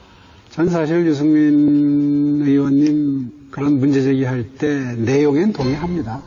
내용엔 동의하는데 같은 여당 내에서 문제 제기할 때는 뭔가 애정이 깔려있는 형태의 문제 제기라야 고쳐나가는데 동력이 생기고요. 그렇지. 말하자면 수용성이 생기는 거죠. 받아들일 수 있는 힘이 생기는 거고 보시는 분들 입장에서도 거기에 이제 진정성이나 충심이 느껴지는데 어떨 때 보면은 그런 걸 살짝 이렇게 좀 넘나들 때가 있어요. 뭐 예를 들자면 청와대 얼라들 발언이라든가 이런 걸 보면 굉장히 기분 나쁘게 받아들일 수 있는 요소들이 있거든요. 그런 부분을 보면서 저는 도저히 따라갈 수 없는 부분이 있다. 그런 생각을 가끔 합니다. 우리가 온화한 안정감이 더 지금 이 시대에 요구되는 자질일까요? 아니면 정말 모순과 싸우는 파이터를 원하는 걸까요? 뭐가 더 필요한지는 전 모르겠습니다만 제가 볼 때 제가 한계가 분명히 있는 온화한 안정감이라는 게 이제 딱 붙는 이미지인데 저는 그러면 힘들다고 봐요. 독설, 막말 이거 나쁜 것처럼 얘기하는데 원래 정치도 전사들이 하는 거예요. 대세싸움 촉발 대신 말로 싸우는 거잖아요. 그러니까 유승민한테 의견은 동의하나 방식에 문제가 있다는 얘기는요. 너무 단순하지 마시고. 너무 단순한데 옳은지 좀 싸워야 돼요. 특히나 박근혜 정부의 모순된 정책들이 있잖아요. 그래서 거기에 대해서 의견은 그렇게 안 내죠. 안 낸 적 없습니다. 항상 한 말을 하는데 늘 제가 표현하는 방식이 그렇게 좀 좋게 표현하면 절제된 방식이기 때문에 뉴스가 잘 안 되는 거죠. 저는 박수쌤 얘기 조금 더 저도 보태고 싶은 게 사람이 지쳐 있거나 시리에 빠지거나 화가 나 있거나 막 이럴 때 위로를 할 수 있는 방법이 두 가지잖아요. 첫 번째는 이 사람이 화가 난 대상을 같이 욕해주는 거예요. 일종의 어떤 감정의 배출구 노릇을 해주는 거죠. 합할 수 있어요. 예. 또 하나는 아니야. 너는 지금 여기서 좌절하지 마. 너는 잘할 수 있어. 라고 충분히 이렇게 용기를 북돋아주는 자신감을 그 두 가지 방법인 것 같은데 우리나라 지금 현재 정치인들은 둘 다 안 하는 것 같아요. 국민들을 칭찬하는 정치인이 없어요. 우리는 무슨 잘못된 것만 이게 잘못됐고 이게 문제고 우리가 이걸 고쳐야 되고 난 이걸 앞으로 잘할 거다 이 얘기만 하지 국민들이 위대하다고 얘기하는 정치인들 난 최근에 본 적 없는 것 같아요. 야당 내에서는 차기 문재인이다. 또 차차기 안희정이다. 이런 인식이 굳어져 있습니다. 그런데 우리 도지사님 이번에 진짜 출격합니다. 바로 9월 1일 새벽에 SNS에 통해 대선 출마 의사를 적극적으로 밝혔는데요. 안희정 충남도지사입니다.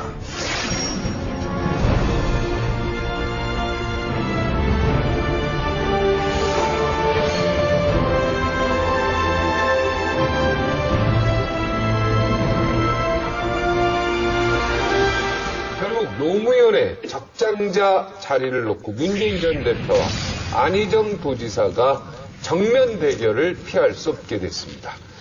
안희정 지사가요, 대권 출마를 선언하게 된 이유, 이 배경은 어디에 있을까요? 제 생각에 이제 제2의 노무현을 노리는 거 아니냐. 왜냐하면 노무현 대통령이 대선 1년 전의 지지율은 지금 안희정 지사하고 뭐 별반 다를 게 없거든요. 그러니까 안희정 지사 생각에서도 그때 노무현이 대통령 된 거 왜 나라면 못 될 거 뭐 있어. 이런 생각하고. 그 다음에 특히 지금 문재인 대표의 아킬레스건이 있어요. 왜냐하면 선거를 4번인가 말아 드셨는데 한 번도 책임을 안 지셨어요. 요게 뭐냐면 국민들한테 선거 불복의 이미지가 있거든요. 그렇다면 자, 민주당에서도 대안을 찾을 것이다. 지지자들이.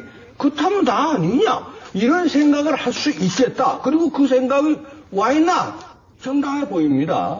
약간 합리적으로 보자면은 문재인 대표의 지지도라는 것은 지난번 대선에서 확보했던 진짜 바지 여기까지 끌어올린 느낌의 48.6%의 빼기 호남 지지율이라는 거죠. 지금 지지율이 예상되는 것이. 왜냐면 호남의 절대적인 지지를 받고 있던 그때에 비해 가지고 이제 호남표를 최소한 다른 곳과 갈라먹거나 아니면은 호남에서 더 안 좋은 평가를 받는 그런 상황이 명확한 상황에서 그러면 그것만큼 추가된 게 있느냐 했을 때 딱히 지금 눈에 보이는 자명함은 없다는 거죠. 왜냐하면 수도권에서 이번에 총선 결과 많이 바뀌었지만은 사실 수도권은 뭐 3, 4% 차이로 왔다 갔다 하는 것이기 때문에 절대적인 어떤 지역 기반이 생겼다고 볼 수가 없는 것이거든요. 그러다 보니까 안희정 지사 같은 경우에는 적어도 지난번에 야권이 표를 크게 얻지 못했던 충청도 지역에서 일정 정도의 확장성이 있지 않을까. 그리고 같은 친노 계열이라 분류는 되지만은 소위 말하는 호남에서 미움받는 친노의 계열은 아니다라고 본인이 판단하고 있기 때문에 이렇게 선택한 것인데 지금까지는 워낙 지지율이 미미하기 때문에 확실하지 않은 상황이기 때문에 언급이 잘 안 되는 거죠. 거기에 의견을 보태야만 되겠는데 지난 대선에서 문재인 후보가 48% 얻은 거에서 빼기 호남인 건 맞아요. 근데 어느 정도 빼기냐면 지난 총선 때 보면 호남에서 민주당이 한 36점 몇 %를 하고 국민당이 46%인가 정도를 합니다. 그만큼의 이탈이 있었다고 봐야 돼요. 반면에 부산, 경남에서 득표한 거, 그다음에 수도권에서의 증가세 이런 걸 합치면 수적으로 더 늘어난 거예요. 이건 보기 나름이지만 그래서 야권에서 보자면 문재인은 현재 상수입니다. 이 상수에 대하는 두 존재가 있는데 하나가 안희정이에요. 근데 안희정은 뭐냐면 대체제입니다. 어떠한 변고로 인해서 문재인이 끝까지 완주할 수 없는 경우에 대신할 수 있는 게 제가 보기엔 박원순이 아니라 안희정이라는 얘기예요. 왜냐하면 노무현 대통령이라면 죽고 못 사는 500만이 존재해요. 어떻게든 노무현의 가치라는 걸 자기 인생의 소명으로 삼는 사람들이 그렇게 많이 있어요. 그중에 그런 값수 선생이 출마해도 500만 표 나온다는 얘기예요, 그럼?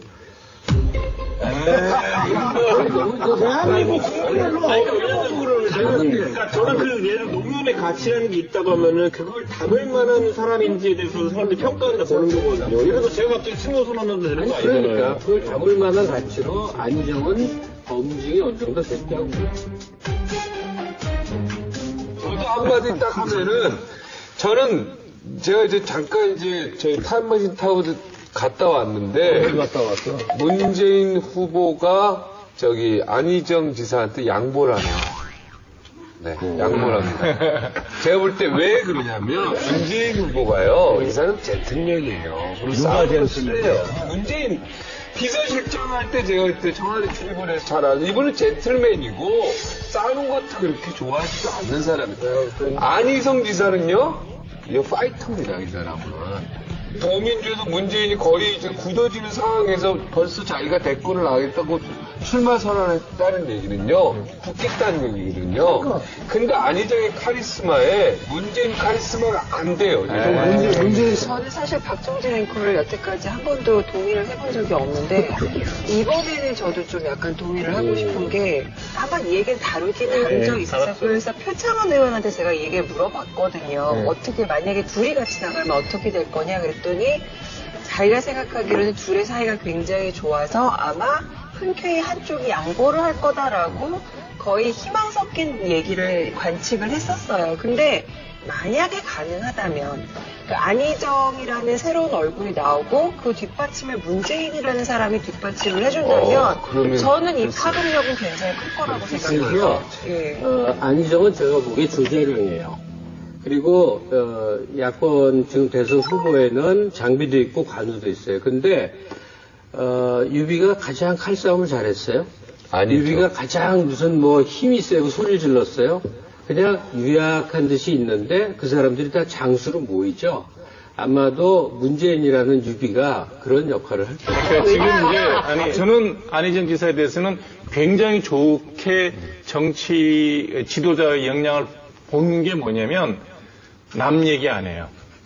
자기가 대통령이 되면 어떻게 하겠다는 얘기를 하지 저 사람이 뭘 잘못했고 저 사람이 잘못했고 과거 얘기를 하지 않아요. 그러네. 예, 그런 것들이 나는 이 사람이 우리의 미래를 얘기할 때 훨씬 더 비전을 제시할 수 있겠구나라는 덕목을 보는 거죠. 문재인과 안희정, 우리 시장님이 보시기에는 어느 쪽이 더 가능성이 높아 보여요?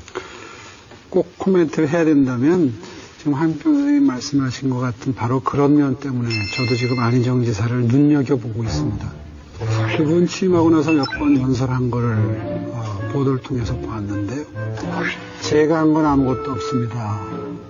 다 전임 지사님들 해놓으신 걸 이어받아서 완성시킨 겁니다. 라는 멘트를 자주 하시더라고요. 실제로 도정 정도를 이끌게 되면 사실은 당대의 뭔가를 완성까지 하는 건 쉽지가 않습니다. 다 전임 시절에 시작됐던 것들, 씨앗이 싹 텄던 것들이 이루어지는 것들이 많거든요. 그 모습을 보면서 정말 이분 눈여겨봐야 되겠다 하는 생각을 했던 기억은 나고, 안희정 지사는 노무현 대통령의 최측근이었지만 문재인 전 대표와는 달리 중도층을 흡수하는 행보를 계속 보여왔다는 점에서 주목을 받아왔는데요. 강성 진보 이미지에서 벗어나서 중도 세력으로 그 스펙트럼을 넓힌 것입니다. 덕분에 보수 성향이 강한 충청남도에서 재선까지 성공했습니다. 안 지사는 또 그 문 전 대표와는 달리 방역 단체장으로서 행정 경험이 또 있죠. 게다가 올해 나이가 지금 51인가요? 그쵸? 그 문재인 대표가 64인가 그러니까 아마 13살 정도 차이가 나니까 이 젊음, 그리고 또 이제 외모라든가 이런 데서 오는 또 어떤 비주얼, 이것도 많은 또 젊은, 그렇지. 그래서 뭐 충청의 아이돌이다.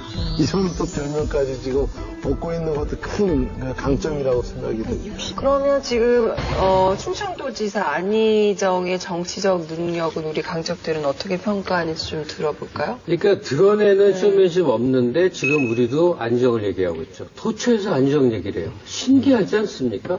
누가 어디서 뒤에서 만드는 거 아닌데도 어떻게 입에서 막 두루두루 전파력을 갖고 안희정은 쓱 부상을 해서 굉장히 자연스러운 과정을 거쳐서 이건 저력이 있다 이렇게 인정을 합니다. 저는 안희정 지사가 가진 장점이 뭐냐 그러면 두 가지 소통 능력이 있습니다. 그분이 선거 유세할 때 연설하는 사람 들어보시면은요 웬만한 사람 연설에 푹 빠집니다. 충청도 고향 선배님들, 안희정을 2010년 6월 2일 충남도지사를 만들어주시고 저는 충남도지사로서 지방정부를 성공시켜서 그 성과를 바탕으로 21세기 대한민국의 역사, 김대중과 노무현이 다 못 이룬 그 미완의 역사를 완성하겠습니다.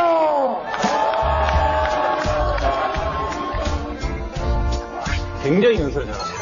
그게 연설이 원고를 읽는 것도 아니고 뭐 그냥 마구 말을 하는 것도 아니에요. 근데 그 말에 힘이 있고 열정이 있고 설득력이 있어요. 그 다음에 행정할 때 보면 그렇게 언성 높게 사는 얘기가 없어요. 조분조분 얘기합니다. 자기 같은 프로젝트를 진행하고 싶은데 어떤 지역에서 반대를 하면 정말 앉아서 다 들어요. 네. 선거에 임해서 상대방의 표를 얻어올 능력도 있고, 그리고 자기가 권력을 가졌을 때 그 도정이지만 도정을 수행한 데 있어서 큰 소리 나지 않게 도를 잘 이끌어가는 모습을 볼 것 같으면 미래의 리더감으로서 최고다. 저의 판단은 그래요. 안희정 정도면 그래도 합리적인 진보, 친노지만 그 정도 친노는 인정할 수 있을 것 같아요. 친노지만은 또 뭐야? 안희정 기사 같은 경우에 친노 이런 개념은 올드나 지나간 지 오래됐어요. 저는 약점이라고 생각되는 부분이 충청도민 외에는 사실 전국적인 인지도나 지명도가 아주 많이 약한 것 같아요.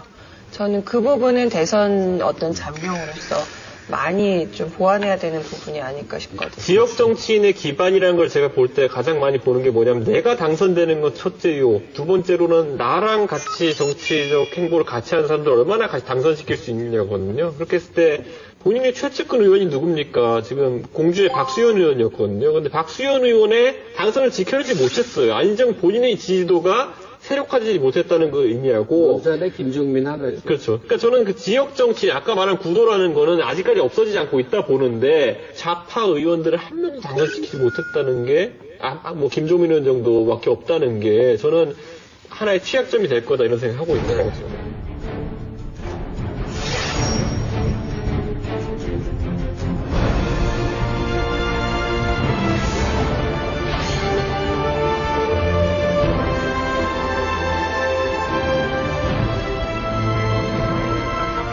2014년 재보궐선거에서 낙선한 뒤에 정계 은퇴를 선언한 손학규는요, 2년 동안 토굴에서 집거 생활을 하게 되죠. 2008년에도 춘천에서 2년 동안 집거를 하다가 정계에 복귀했었는데요. 네, 손학규의 셀프 유배. 이거, 어떻게 습관으로 봐야 될까요? 어떻게 제가 생각하십니까? 굉장히 친하거든요. 워싱턴에서 동고동락 했었는데, 지금은 이제 1년에 몇 번 통화하는 걸로. 몇 번 통화를요? 아마 한두 번 만나요. 근데 그전에는 굉장히 많이 만났는데. 그럼 여기서 갔었어요? 토굴도? 토굴 갔어요? 토굴 안 갔죠. 지금은 소원해졌으니까. 왜 소원해졌냐면, 친한 사이는 아니고. 한나라당 때 대선 그 예선 있잖아요. 예선전에서 자기가 3등 여론조사 나오니까 DJ의 꼬임에 빠져서 저쪽으로 넘어갈 때, 근데 그 다음서부터 조금 소원해졌어요. 그 다음에 안 만났는데, 이런 쇼는 잘해요. 수염 쫙 길고 백일 대장정. 그리고 진정성도 있어. 그리고 인생 라이프 스토리가 무지하게 좋아. 완벽한데 가장 단점은 타이밍을 못 맞춰요. 토굴에 안 들어갈 때 들어가고 나오지 말아야 될 때 나오고 도전할 때 안 도전하고 이걸 맞춰라 답답해요. 인생은 타이밍인데. 인생 타이밍. 남녀관계도 그렇지. 저는 이게 굉장히 좀 위험했던 선택인 것 같은 게 뭐냐면 어쨌든 급변하는 정치 상황 속에서 2년 정도를 토굴에 있었다 그러면은 양쪽 다 문제인 게 뭐냐면은 토굴에 갔을 때 참선하고 있었어도 문제고, 왜냐면 세상과 2년 동안 단절됐으니까 트렌드를 모를 것이고, 2년 동안 뭐 예를 들어 인터넷 검색하면서 세상을 알고 있었다 한다 하더라도 그럼 왜 들어가서 하냐 그거를 이렇게 얘기할 수 있는 것이고, 결국 세상과의 단절을 했다는 것인지 아니면 안 했다는 것인지 이게 전 그러니까 양쪽으로 다 문제라 봐요. 정치인 손학규의 젊은 시절에 그 역정을 알면 존경에 마땅하고 좋아할 수 있어야 되는데, 내가 이 세상에서 만나본 사람 중에 이렇게 지루한 사람이 또 있을까? 견딜 수 없이 지루한 모습이었었어요. 아침에 긴박하게 그분은 꼭 오거든. 실제로 전화를 안 해요. 이 세상에 제일 최악의 화법이 뭐냐면 예상되는 답변으로 할 때야. 예상된 그 답변을 또 길게 할 때야. 모든 걸 다 갖추고 있는데 내가 졸았다니까. 술자리에서 재밌어요. 그런데 이게 어디까지 가냐면 전남 강진까지 갑니다. 정계 은퇴합니다 해놓고 전라도 가서 토굴입니다 하면 뭐야. 이미지 메이킹 아니야. 너무 빤한 행보를 보이잖아요. 정치인이 뭐야? 특히나 지도자급 정치는 스타야. 내 꿈과 욕망을 정치적 행위로 대신해주기 때문에 바라 보여줘야 하는데 한없이 지루하면 어떡하냐고. 아니 근데 이제 진솔한 게 에피소드 하나 얘기하면 워싱턴에 이제 그 외유 비슷하게 와 있었어요. 우리 학교에 와 있었는데 그때 나더러 그래. 집을 하나 얻어줘라 그러는 거예요. 그런데 어떤 집이 어떤 아파트예요? 그랬더니 아니 그냥 룸메이트로. 야, 막 그래도 장관도 하고 의원도 하고 이런 양반이 어떻게 룸메이트를 하냐 난 이 생각에 에이 그냥 하는 말이겠지 우리가 안 알아봐 줬어. 그랬더니 그거 되게 서운하게 생각하더라고. 그런데 딸은 어떻게 복도방에 연결했는지 룸메이트로 진짜 들어갔더라고. 돈이 없었나 보죠. 아니 그러니까 돈이 없어도 이 정도 되면 그래도 워싱턴에 후원자들도 있다고 보니까 그만큼 진솔한 사람이에요. 생활 자체가 왜 이렇게 꾸밈이 없고 그래. 그럼 그런 거 보거나 오히려 나중에 미안해가지고 이 양반 그때 얘기 나한테 부탁한 게 진짜였구나 하고 내가 그때 존경했어요. 운동을 마치고 지금 여의도로 돌아왔는데요. 지난 9월 2일에 야권의 심장인 광주에서 대선 의지를 시사합니다. 우리나라를 분명히 다시 일으켜 세워서 한반도의 평화와 통일의 바탕을 이루겠다. 저를 죽일 각오로 나설 것을 말씀드린다고 외쳤는데 그때 수백 명의 지지자들이 손학규를 외쳐서 그 분위기가 대선 출정식 같았다고 합니다. 정말 죄송한데 하신지 몰랐어요. 정말 죄송한데 이런 거 하는지도 몰라요. 하신지 몰랐어요. 저도 시사 방송을 계속 하는 사람이지만은 이게 문제인 거죠. 그러니까 아까 말씀드린 것처럼 나와야 될 때 나오는 것에 대한 근거가 명확해야 되고 우리 인터넷에 농담처럼 하는 얘기가 들어갈 땐 마음대로였지만 나올 땐 마음대로가 아니란다라는 그 만화 컷 같은 게 있는데 그런 거 비슷하게 되어버린 거죠, 지금. 시장님은 어떻게 좀 정계에 또 잠깐 떠나 계시고 그래서 동병상련의 마음도 있고 송고문에 대해서 좀 이해심도 있을 것 같은데 송고문의 여러 가지 지금 행위에 대해서 행동에 대해서 어떻게 생각하세요? 글쎄요, 정치인의 행보는 그 나름대로 본인이 이것이 어떻게 비춰지는가를 의식을 안 한다 그러면 거짓말이겠죠. 무슨 말이냐 하면 행보 자체에 그것이 칩거가 됐던 국내외를 드나드는 어떤 그런 방식의 공부하는 모습이 됐건 간에 나름대로 국민들께 전달하고 싶은 메시지가 저는 있다고 생각합니다. 오늘 여러 차례 언급이 됐지만 굉장히 안정감 있는 정치인이시잖아요. 그리고 준비된 바 실력, 정책적인 이런 면 정말 돋보이는 분이시잖아요. 그런 의미에서 이분이 지난 2년 동안에 토굴 생활을 하셨다면 아마 그것 자체로서 국민 여러분들께 뭔가 전하고자 하는 메시지가 있지 않았을까. 친하시군요. 옛날에 그때 한나라당 시절이었죠. 네. 예, 참 대화도 많이 나눠봤고 그리고 많이 격려도 해주시고 해서 전 참 좋은 추억이 많이 남아 있습니다. 그러면 직접 한번 여쭤볼게요.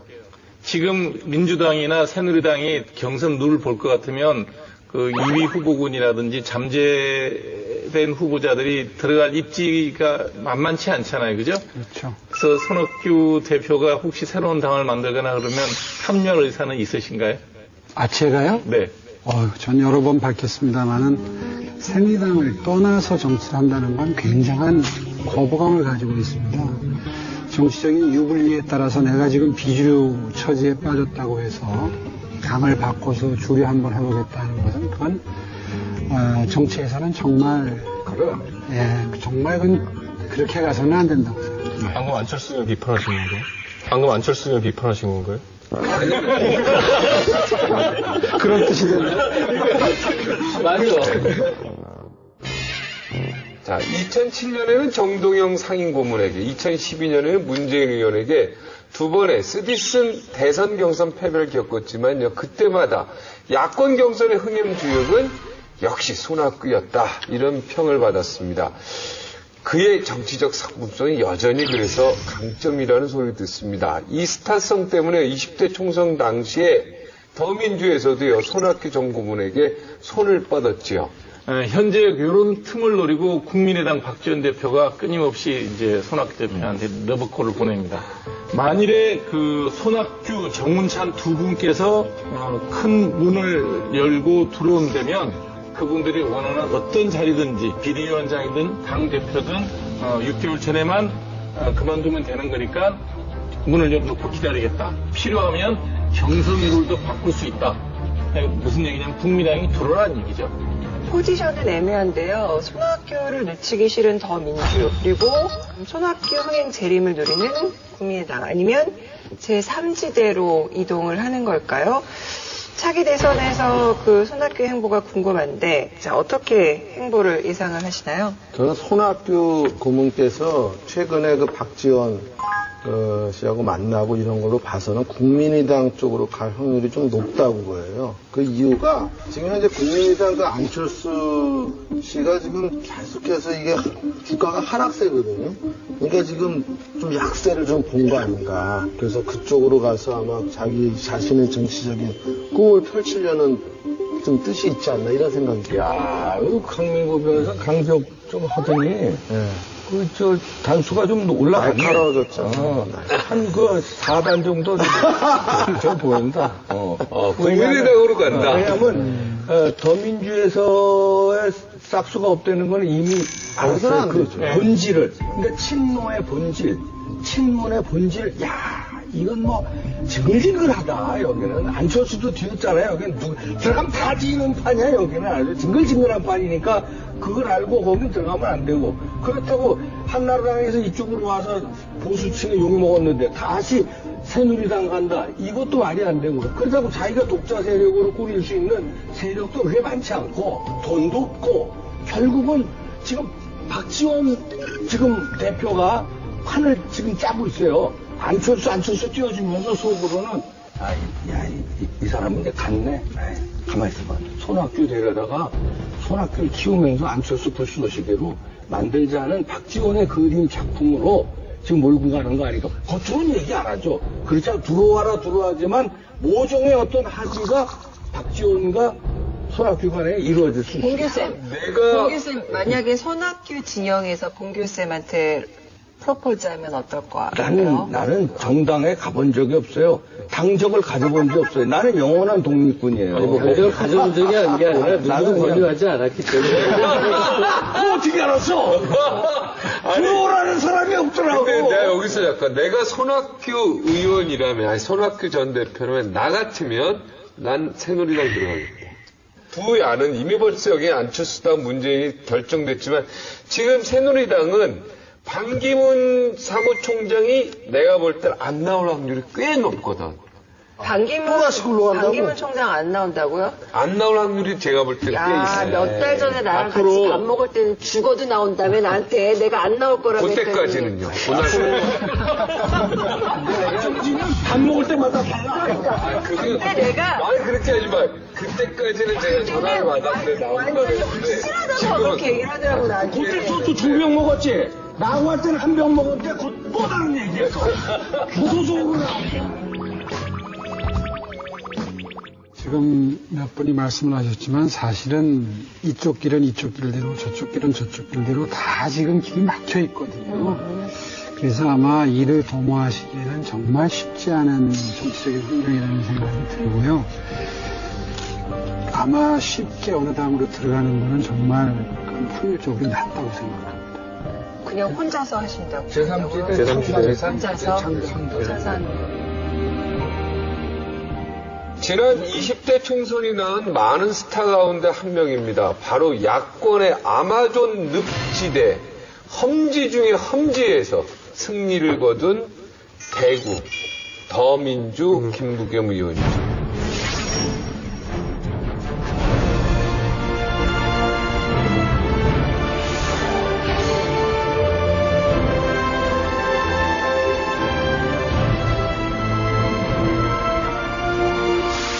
더민주 당권에 도전할 거란 예상을 뒤엎고 불출마 선언을 했는데 그랬던 그가 얼마 전 대선 경선 출마를 공식 선언했습니다. 역시 이제 준비가 되고 좋은 사람들 때 많은 이야기 됐고, 제가 그린 무슨 정확한 그림이 나와요. 소위 이제 비전이라고 하는 어떤 그걸 제시를 할 수 있어야지 가지고. 남들이 하니까 나도 그렇지. 김부겸 그 입장은 분명합니다. 문재인 대세론이거든요. 어대문이라 그러더라고요. 어차피 대선 후보는 문재인이다. 근데 김부겸 의원 얘기는 뭐냐면 무난하게 문재인 대표가 후보가 되면 무난하게 본선에서 떨어질 수 있다. 이게 이제 이분의 주장이거든요. 문재인 대세론을 깨겠다. 그렇죠. 그걸 이제 깨질지 안 깨질지 모르겠지만 이 자체가 나는 민주당의 큰 동력이라고 봐요. 근데 사실 김부겸 의원이 이번에 정말 드라마틱한 성공을 거두긴 했지만 대선 출마에서는 벌써? 이렇게 생각하는 좀 의아한 부분도 있을 것 같거든요? 아니, 멀쩡한 수도권의 군포에 지역구를 놔두고 대구에 간 거 자체가 무슨 의도라고 보세요? 대선을 보고 간 거죠. 그거 대선 행보입니다, 그거. 네. 예. 아니, 그 행보인데, 대선 행보라도 험지에서의 승리가 이게 한 나라로 이게 과연 이게 전파되는 과정이 무난할까? 이게 그러니까 자연스러울까? 저는 충분히 그게 있고 다만 나는 안희정 지사도 매한가지고 김부겸 의원도 매한가지예요. 네. 이번에 예를 들어서 민주당 경선에 나올 때 두 분 다 의원직과 도지사직을 내려놓고 나와야 우리 국민들이 받아들일 때 진정성 있게 받아들일 거예요. 그러니까 그게 만일에 자기 지사직이나 의원직을 갖고 나온다는 얘기는 그럴 때는 성경 씨 얘기한 얘기에 뭐 충분히 뭐 한번 나와보는 거야, 몸풀러 나온 거야 이런 느낌을 주겠죠. 김성경 씨 문제 제기가 굉장히 할 만한 얘기인데 이유는 있어요. 왜 큰 파장이 아니지? 시대가 지났어요. 노무현이 부산에 출마해서 들뚱말뚱한 것 같고 노사모가 만들어질 정도로 그렇게 지역 감정, 지역 분할이 큰 문제였어요, 우리 사회에서. 지금 시대에는 그게 그냥 늦차가 돼버린 거예요. 오히려 지금은 그게 초미의 관심사가 되기에는 더 급한 일들이 생겨버리니까. 김부겸이나 안희정 지사의 그 인생 스토리는 충분히 대권 주자 반열에 오를 수 있어요. 그런데 아킬레스건은 뭐냐면 계보가 없고 YS나 DJ나 한 방이 있잖아요. 근데 그런 게 없이 인생 스토리만 가지고 대권을 잡기에는 조금 미흡하다 이런. 저는 거기에 반대예요. 저도 반대. 대권 후보를 저는 선택할 때 가장 많이 보는 게 그 사람이 과거 행적을 봅니다. 그 사람이 하는 이벤트적인 그럴듯한 말이라든가 정치 쇼 갖고 국민들을 선동하는 그런 삼류 정치인들을 우리 너무나 많이 봤어요. 아니 근데 리더십이 국민들이 없어요. 거기에 더해서 더 이상 속아서는 안 돼요. 저는 그래서 그런 자기 자신을 버릴 줄 알고 뭔가 그런 행동으로 보여주는 정치인이 대통령이 돼야지. 그런 면에서 김부겸, 이정현, 우리 오세훈 시장 다 자격이 나 있다고 봅니다. 자격이 있다니까. 그런데 자격은 있는데 대권은 하늘이 내려주는데 그 하늘은 리더로서의 리더라는 뭡니까? 강력한 힘이 있어야 돼. 그게 말 잘하는 게 아니라니까. 그게 있어야 되고 뭐 아니, 판단력. 옆에 대통령을 보자고 우리가. 대통령은 하늘이 내려주는데 그 시대를 완전 장악해야 대통령이 되는 거예요. 그건 누굽니까, 지금? 다 장악했었잖아, 지금까지. 아니, 지금 나오니까 이제 앞으로 이제 보여주겠지, 누가. 근데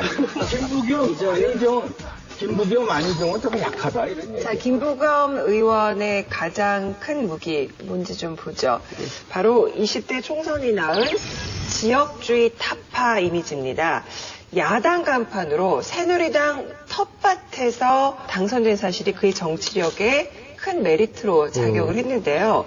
과거 노무현 전 대통령이 부산 경남과 호남의 결합을 이뤄낸 것처럼 영호남 화합을 이끌어낼 인물이다라는 평가가 있습니다. 김부겸 의원이 갖고 있는 장점이 뭐냐면 만일에 대선 후보가 된다면 TK의 표를 갖고 갈 수 있다는 거예요.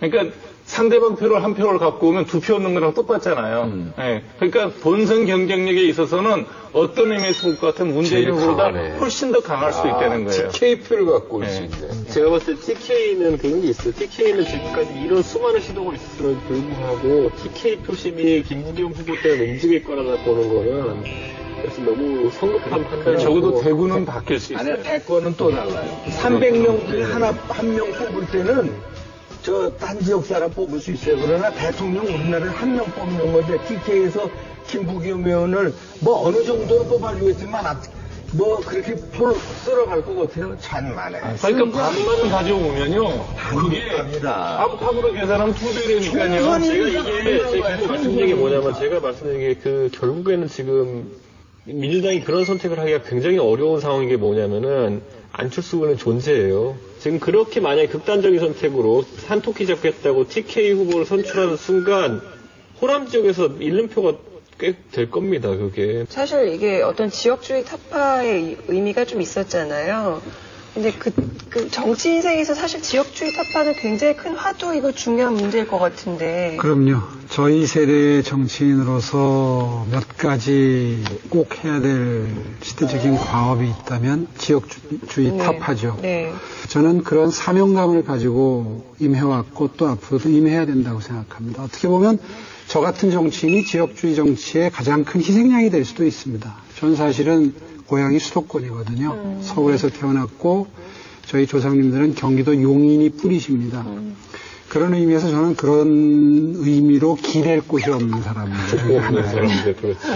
그래서 저는 어렸을 때부터 사실 이 지역적인 어떤 특색을 가지고 서로 나라의 영혼함만 있는 것처럼 공직 진출이 이루어지고 하는 걸 보면서 굉장히 거부감이 컸던 사람입니다. 앞으로도 어느 지역 사람이 어디에 가서 당선됐다, 뭐 그것도 의미가 있겠지만 아마 꾸준한 노력이, 뭐 원칙론적인 얘기 같지만 꾸준한 노력이 기울어졌을 때 바로 이 문제가 해결될 수 있는 거 아닌가 하는 생각합니다. 네. 김부겸 의원은요, 과거 한나라당에서 활동한 이력이 있는 여권 출신의 야권 인사입니다. 그런 이미지 때문에 중도 보수 측에 거부감이 없다는 점도 이 야당 대권 주자로서의 장점으로 꼽히고 있습니다. 이 보수 우파라고 하는 게 우리 사회에서는 여러 맥락이 있지만 또 하나 상전의 이미지가 있어요. 많은 재산을 갖고 있고 많은 사람들. 누가 그래요? 아니 뭐 내 의견이에요. 나보다 당신 재산이 많잖아요. 난 안경 하나인데 당신 다 깨고. 누가 그래? 그건 당연한 거죠. 몸값이 다르잖아요.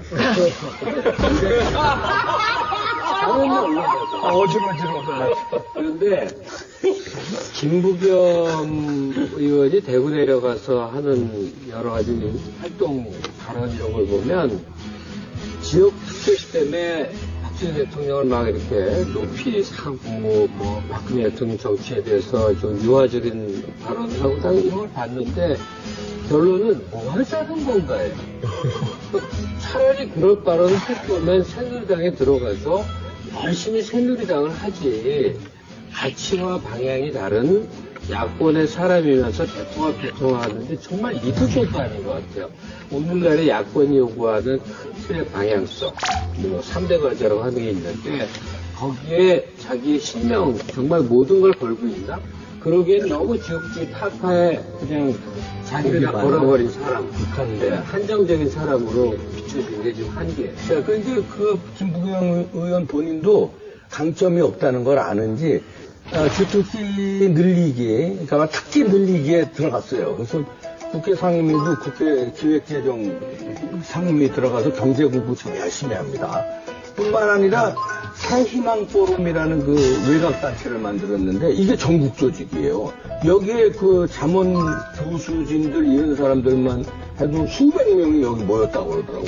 이건 뭐냐면 대권 도전을 위해서 아주 단단히 지금 준비를 하고 있는 게 아닌가. 칼을 제대로 갈고 있다. 이렇게 해석됩니다. 혹시 오 시장님은 저 사람은 내 편이었으면 좋겠다라고 생각하는 후보가 있으세요? 아, 정파 떠나서. 아니, 그렇게 중요한 질문을 그렇게 아무렇지도 않은 것처럼.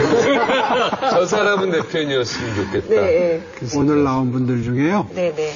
아니면은 또 다른 사람까지 한 분을 꼭 택해야 된다면. 네. 안희정 수사 생각이 갑자기. 안희정 수사가 그러면 한 분이 새누리당을 떠나든가 한 분이 더민주를 떠나야 되는데. 안희정 수사 같이 동료를 하면 아이들 부르기 결성되는 그렇죠. 그럼 여성표는 확실하겠는데요. 마지막으로 국민에게 또 혹시 할 말씀 있으면 한번 말씀. 예. 오늘 여러분 말씀 들으면서 여러 가지로 가슴에 찔리는 적도 많았고, 그리고 내가 참 많이 부족하구나 하는 생각이 드는 장면이 많이 있었습니다. 더욱더 성실하게 노력하겠습니다. 준비 열심히 하겠고요. 그리고 제가 미력이나마 기여할 수 있는 부분이 있다면 기여할 수 있도록 정말 최선의 노력을 다하겠다는 말씀 드리고 인사드리겠습니다. 네, 오늘 긴 시간 함께 하셨는데 고생 많으셨습니다. 그러니까 우리 경덕들에서 하나 건졌어요. 준비하고 있다는 그 멘트. 네, 출마. 공식 출마 선언. 거의 대선까지 정확히 456일 남았습니다. 7명의 잠룡 중 누가 최후의 1인이 될지 아니면 또 다른 잠룡이 또 숨어 있을지요. 대권 시계는 지금도 돌아가고 있습니다. 우리는 강이에요.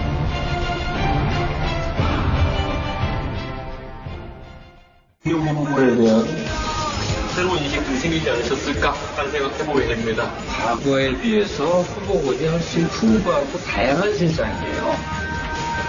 유권자 입장에서는 사실 즐거운 대선판을 맞이하게 된 거죠. 국민들을 정말 행복하게 해줄 수 있는 훌륭한 대통령을 뽑아내는 것 같습니다. 오늘 이 자리를 통해서 많이 해소가 된 것 같고 앞으로 대권 후보를 하는 데 있어서 조금이나마 의미 있는 자리가 됐으면 합니다. 들으면서 뜨끔뜨끔한 얘기도 많이 들었고요. 이렇게 미처 생각 못했던 것들도 많이 생각하기를 기회가 된 것 같습니다.